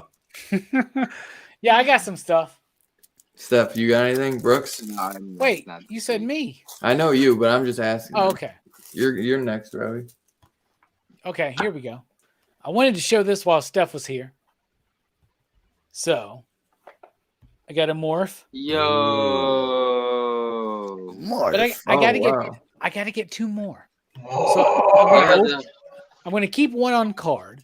I'm gonna open two more, and one will be good morph, and one will Oh, be I see what evil you- yeah. morph. Yo, that'll be It's dope. sick. Yeah. man. Yeah. All right. Rob Liefeld. Nice. He's with you? I'm team Robert Liefeld. So here we go. Got this old school cable trade paperback. Ooh. This Oh, collects those Rob Liefeld like issues of New Mutants where Cable's introduced, right? yeah. This takes you right up to the point of Extinction Agenda. And I got the old school trade paperback with the foil. With the foil, I was just gonna Right? say that bad boy's. And the close to newsprint color representation. Wow. So, okay, got that. You know, I need Marvel in the 90s fodder. You know what I'm saying? So that leads us up to Extinction Agenda. And I got the old school fucking newsprint trade paperback of that. Nice. Oh. Yo. So it maintains those beautiful colors that you get. Right? All right. So then I got this X-Force magazine, which is New Mutants 98, 99, and 100. Guess what? All on fucking newsprint. Oh. Wow. So I get all my What the- New Mutants New Mutants Rob Liefeld glory in newsprint without having to pay those crazy prices nowadays, right? Hell yeah. That's cool. Speaking of which, I got X-Force Youngblood. Look at that cover by Rob Liefeld. Ridiculous. Okay. Wow. This is Rob Liefeld night, you can see. So then I got Prophet and Cable. Look at that Rob Liefeld cover. Oh, I love that. I love that suit of Cable's. It's the space that armor, toy. right? Yeah. Yeah, man. Look at that. It's good shit. Probably All right. a dumb-looking character. I mean, I hate to say it, but he just is. The kid in me loved that. I thought that was so dope. I opened up my Santa Claus stripe. That's great. So there he is. And he came, Yeah, that's super. he came with a little gizmo, Yeah, bro, I've been looking for that one, man. which is Oh, going wow. station. Yeah. There you go. Yeah, so that's really cool. Awesome. And then, in case you didn't dig on the Rob Liefeld cover, friend of the PCP show, Anna Mia, finally got her Vampirella cosplay cover in. Station. And I got the card that went along with it, the trading card. Oh, they still So- do that? Yeah, Mia has been on the show twice. The first time was to plug this, so they sent me a copy of it with the card. How cool is that? It's very cool. So, Fucking yeah, cards, bro. let's just say that Vampirella may be worth it, but Mia is extra worth it. Okay? Let's just say that. Oh yeah. And Station. there's a certain member of the PCP crew. I won't mention their name, but it rhymes with K Bricked, right? Is like, yo, is Mia coming back on the show again? Like, just let me know. I mean, can I do a show with her? So there you go. That's what I got, Dylan. Sick, dude. Thank you. And before, just to finish on mine, I opened it up and I love Heyo. the cover. I do Yeah, it's remember dope. seeing that. That's the original poster art. Nice. I do The remember entity. seeing that when I was younger. That- At the I'm sure that VHS was the store. trailer. They went, the entity. Yeah, Yeah. I love those classic. That's the posters, best man. part of the In Search of Darkness documentaries is that every time they introduce a movie, they go to that part in the trailer where that dude is going, whatever the name of the movie is. And it's great. It's great. In a world. I can't wait to check You should it be out, that man. guy, Verno. I am that guy most of the time, but I'm just doing it in the shower. In a world where I Hey. can't find the conditioner. Station, That Jamie. kind of stuff. Long time no see. Station. That I cannot wait for In Search Part 3 though, dude. I cannot wait. Even though I It's feel gonna like be it great. might In be the Search of weakest. Darkness, Part 3. It's probably gonna be the weakest because it's like straight to VHS, but I think it'll be fun. I think maybe it'll be even the best because it might show some of the real like lesser knowns. You know what I mean? Bro, So, like I feel like it's gonna be one of those docs where I'm like, I've never seen that one. yeah, I've never seen that one. But it will give us some new stuff to check out. that's what. Yeah, I mean the first two were like that too. They were mixed in with ones that, of course, we all knew, but there was Yeah. definitely a lot that we didn't know about or heard about, and that made us like go out and check it. You know? Yeah, and they already mentioned Linnea is going to be involved again, and there's plenty of Quigley movies they haven't covered yet. So exactly. Man, I'll have to check. I wonder if that 88 films slasher classic. I think that you can't even get that anymore. I got 188 films release, and it's the original Mother's Day. It's such a great release. I wish I had more 88 films releases, but I only got the one. Brooks, did you have anything you wanted to show off, bro? Yes, actually, I don't know if you know, but last night I got skipped for show and tell. He did. Nobody noticed, man, except for Brooks, man. But I've recently been kind of refurbishing one of my rooms, trying to straighten it out a little bit, and I found a lot of old VHS tapes. I gave a lot of them to Robbie because they were his. But I found this. This is Star Trek 3, The Search for Spock. Oh, holy shit, On beta. Dude. On It's beta? a fucking beta cassette. I've never seen Wow. one. Have you ever had a Betamax player? Nah. I don't know. I think if I had to guess, I'd say it was George's mom's. From her stuff that probably got mixed in somehow. That's wild as shit, bro. I've never even seen anything out of beta. Me either. I Never. always had I don't even know what it VHS. looks like. That's probably worth $200, man. Really? Who knows? Wow. I need to exchange that for $200 and shit. Right. I'll Google it right now or eBay it. We'll see. And also found this bad boy. Nice. Hell Yo. yes. Sentinels, bro. Pizza Hut, Yeah. baby. Pizza Hut, I baby. Yeah. got two of them. Book it. Oh, I No. need those, Oh man. my God. Oh, my God. I'll shoot What? my spare over to you, Robbie. Oh, thank you, man. Because like Yo. I keep seeing those ads in 90s comics I read, and I just like earn for those. They had the Yeah. interviews with Stan Lee, Bob Harris.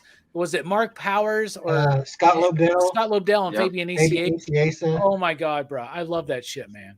That's crazy. I haven't seen that or thought of that in almost 30 years. Oh my God. I want a pan pizza right now, man. Yeah.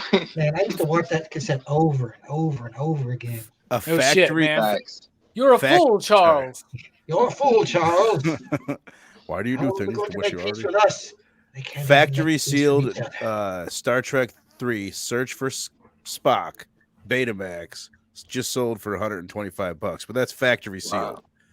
Oh, yeah, his is a So little beat keep- up. Still, I- Yeah, that's- this one's definitely not that. That's got to be at least 50 then, man. yeah. Dude, I'd keep that shit, man. Here's one that sold for Yeah. $250 that isn't factory sealed. So yeah, keep an eye on that. Yeah. Yeah, damn, That's Brooks, always man. bad, I'll get Mike on that for you, man. Yeah. If we can turn that, man, for you, that'd be awesome. If you don't want to keep it. If you want to keep it, that's cool. Yeah. I mean, I don't really have any use for it in particular. Right. So if I can make some dough off of it, hell, I'll do it. Well, if you Yeah. want to get rid of it and not make money, you can always donate it to me, and I'll just put it in the background. Oh, here's another banger.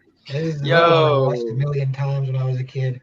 Nice. You can probably tell because the box is scuffed as fuck. But yeah, That's the this is classic. probably my Yeah. favorite movie as a kid. I Oh, love yeah. the design of that VHS. Oh, man. that's The a classic. prominence of the title. Yeah. Yeah. Mhm. Yeah, something is killing the Big children. bold Eat your heart letters. out. Teenage Mutant Yeah. I Ninja love it. Turtles. I got a copy of Secret of the Ooze, but not the first one Oh, on really? VHS. Hmm. I want all of them, even Turtles in Time. Yeah. Give it Well, to me. I Yeah. don't know about that one. I can pass on Turtle in Time, but I mean, I have it on Blu-ray, but I want it on VHS just for the fuck of it, right? yeah. Also, I was going to break out my Peanuts nativity set. Nice. Hell, Nice. Peanuts characters, and like you have Mary, Lucy, and I guess Charlie Brown's supposed to be Joseph, even though he wasn't in the play in the movie. Does that bother you? Does that piss you off? Continuity errors. They got Linus as the shepherd, and it's funny because it comes with a shepherd's crook, but like none of the this is like what all the characters' hands look like. So they can't hold it. Yeah, And like, You got to lean it against the manger, bruh. You got to lean it against the wall of the manger. I don't know, man. I don't think they thought it through that well. mean, you got Snoopy as the sheep, which is also wrong because it's Peppermint Patty who's supposed to be the sheep, obviously. Obviously. And then you got little Woodstock as our Lord and Savior, the baby Jesus. Oh, And that's all of them. I immediately thought of Talladega Nights. Did anybody else when he said baby Jesus? little baby Jesus. Dear Lord. Oh, baby Jesus. The reason for this season, I guess. Hell yeah, man. That's really cool, bruh. I love nativity scenes because my grandmother had them. Oh, Dirty Pair. And I always wanted to get those again, right? Yeah. And so this year I went on Amazon and I looked up nativity scenes for like just the average, like generic ass knick-knack nativity scene is like 60 to 80, $100. I was like, Wow. what? I Wow. was like, no, Yeah. never mind. Brooks, is that a Dirty Pair poster behind you? Yeah, it is. It is. Okay. Nice. Good eye. Oh, thank you. I think Actually, I have 3 Dirty Pair posters in this room. I think those are the best possessions Brooks has are his dirty pairs. This is like, if I lose everything else, as long as I still have my Dirty Pair posters, I'll be all right.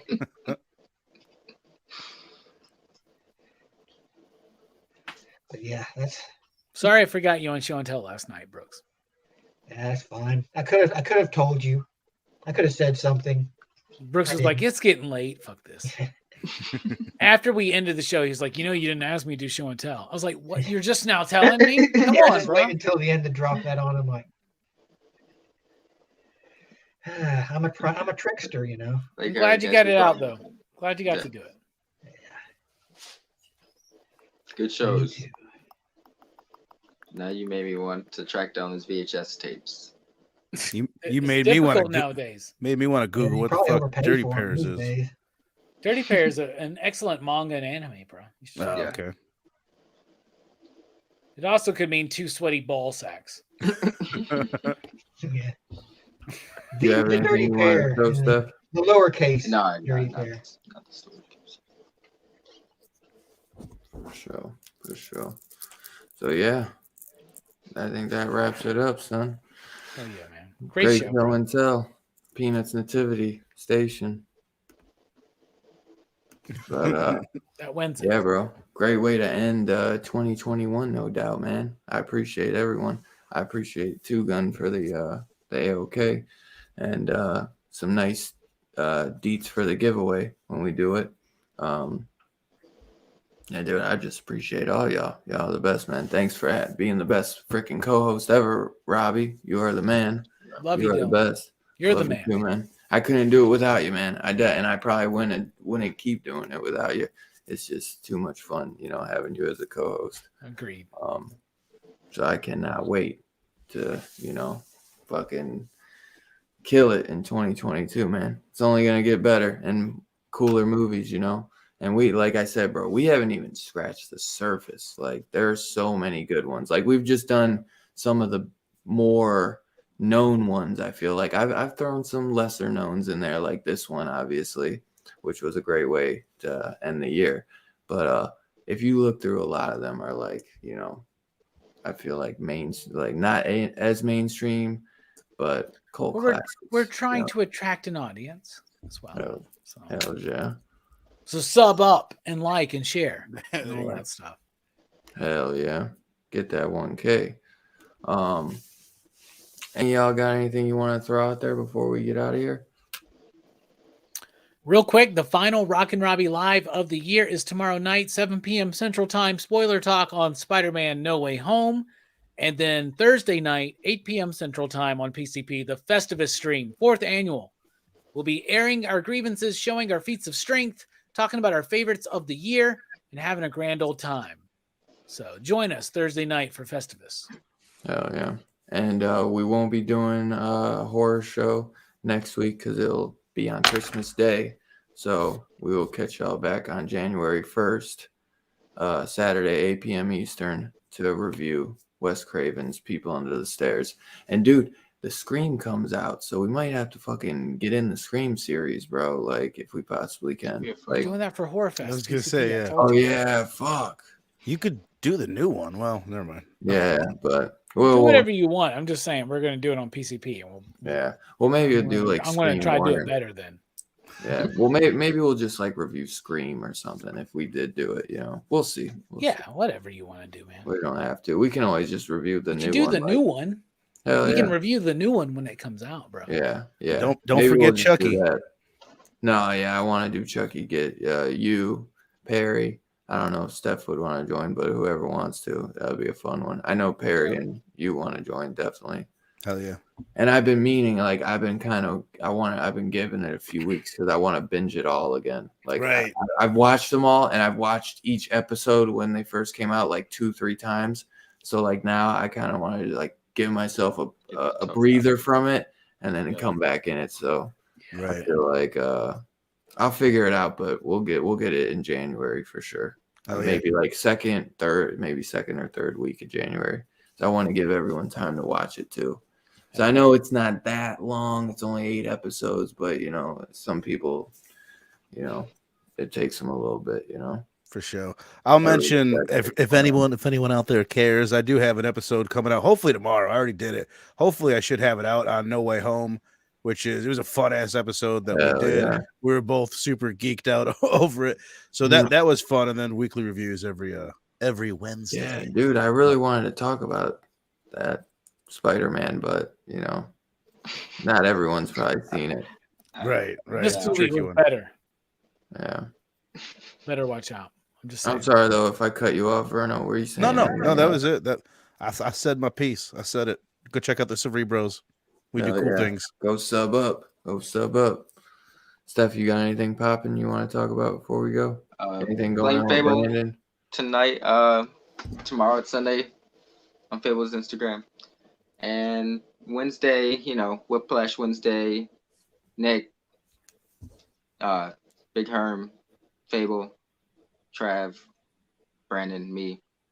We do stuff. Check it out. It's good stuff, though. It's good stuff. You sold me. I'm into it. You lost me at Brandon, but you got me back when you said it was good stuff. Boom. Hell yeah. Hook, line, and sinker. That's hilarious. But, yeah. Hell yeah. Well, I definitely cannot wait to watch the show tomorrow. Both of your guys. It's perfect kickoff. Go watch the little Fable show on Saturday or Sunday, right before Robbie's little live stream. Yeah, I'm the official after party, man. Yeah. Hell yeah. I love it. I watch their show. It gets me hyped to do mine. Usually I'm speaking on what they said. I'm like, let me tell you the bullshit they were talking about on the Blaine Fable show. Hell yeah. So, dude, thank you to everyone, man. You guys are all the best. We can't do this without you. I can't do this without Robbie. You know what I'm saying? Thanks for every awesome co-host. Well, not co-host. Robbie's the co-host. All the special guests we've had all year long, man. So, Steph, man, you've joined probably more than anyone too, bro.